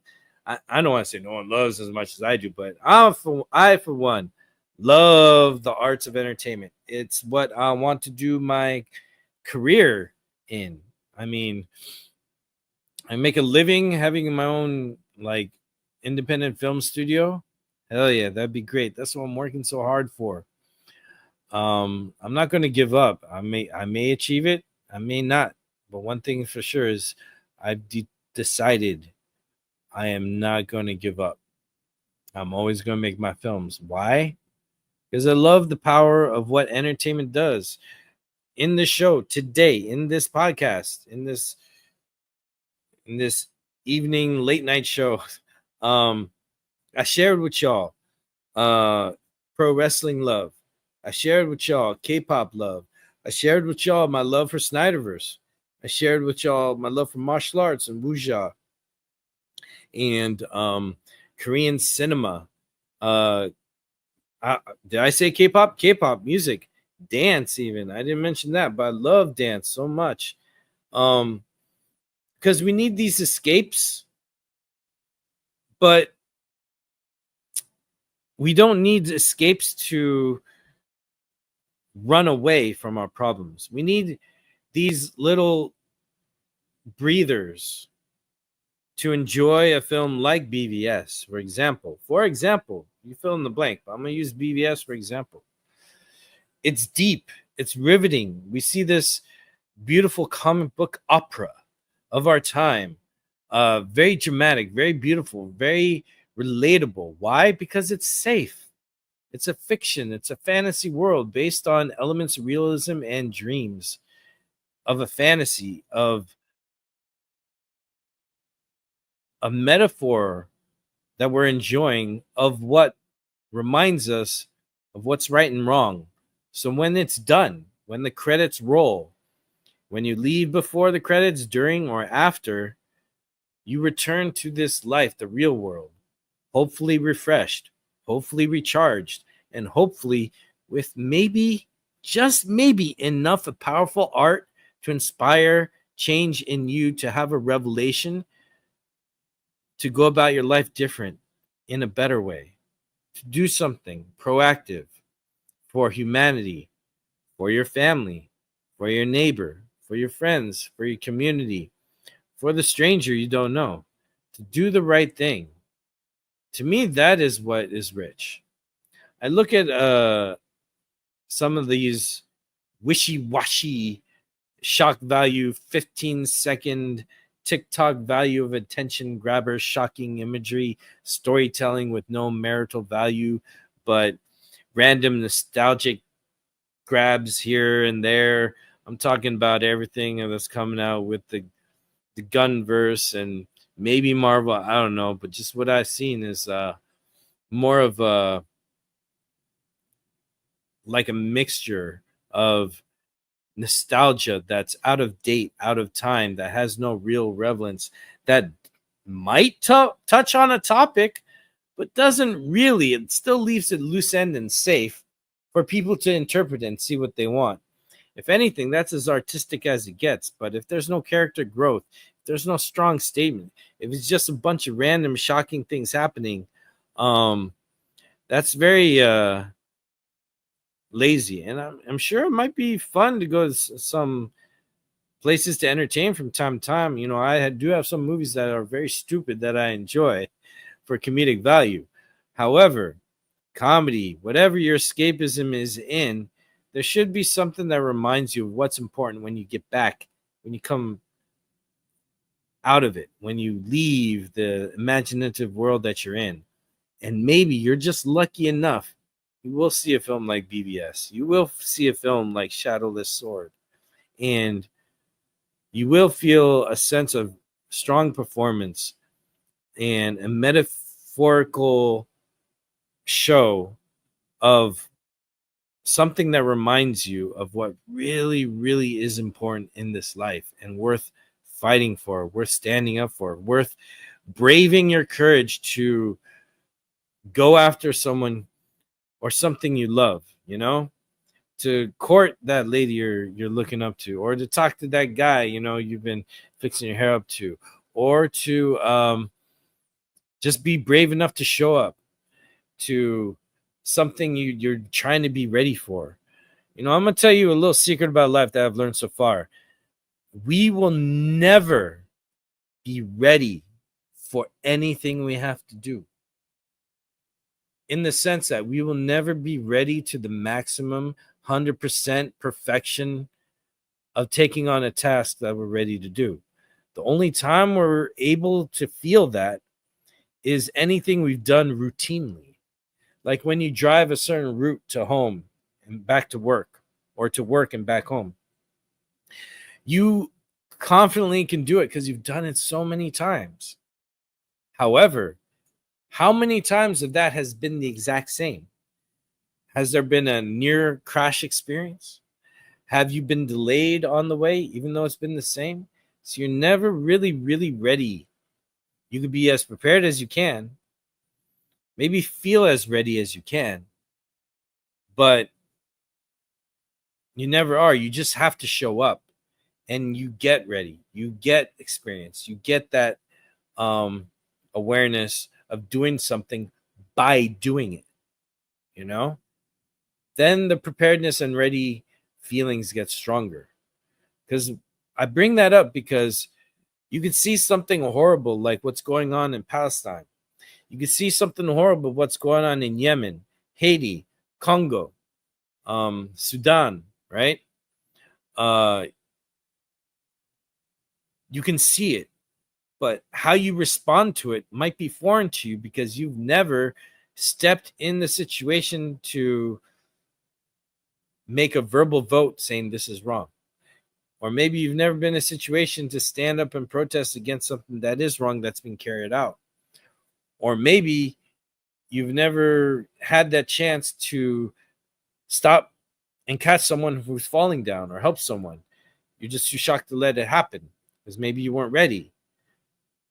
I say that because none of us are ready for any of the tragedies that happen in life. But what we can do is show up. And then when you show up and you step out of your comfort zone to try and do the right thing, especially when it comes to do the right thing, you will get used to it. You will get better at standing up for people. You will get more confident in believing in the right thing to do when you actually put it into action. That's one of the things I love about Superman. Superman has all the power in the world, and he is trying to do the most impossible thing, which is save every single person in the world. Superman knows he can't. He will try. And some of us will bitch and complain, go, oh, we need to see him do it all the time. That's what he does. But no, even he has his limits. Even with all that power, he can't do the impossible to save every person. Because initially, we're all doomed. We're going to die at some point. So we got to do our best to survive. And as much as we want to help each other, probably can't help everybody. But like Superman, with everything at our disposal, we should still try for that dream and that ability to help everybody. Because when we try, when we get better at doing the right thing, at going up against the odds, calling out the powers that be who are corrupted, the more you do that, the more ready you feel and more prepared you are for perhaps one day that moment may come when you have to step up, and your actions of stepping up and showing up might save a lot of people and a lot of lives. So my question to you, and I'm going to end it on this. Isn't that worth it to try? Isn't that enough to try to do, to be able to do one day? Isn't it worth it? Even if you can't do it today, even if you can't do it tomorrow, isn't it worth it just to get stronger at helping and standing up for other people who are suffering? For that one hope that one day we could do one thing and it'll save a lot of people. However, we can't do that. We can't be ready for that day if we don't get used to showing up and strengthening ourselves and becoming stronger to do the right thing, ready or not.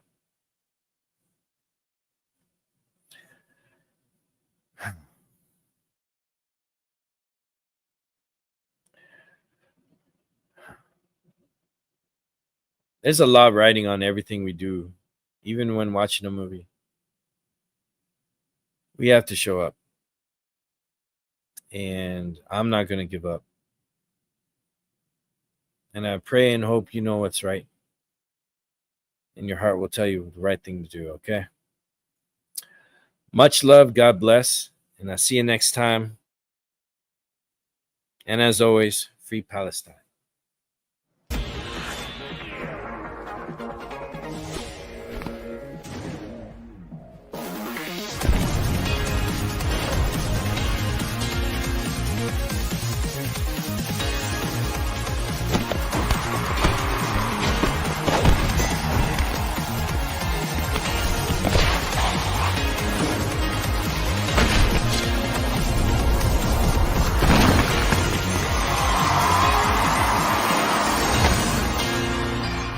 Stream's over. Whoops. See ya.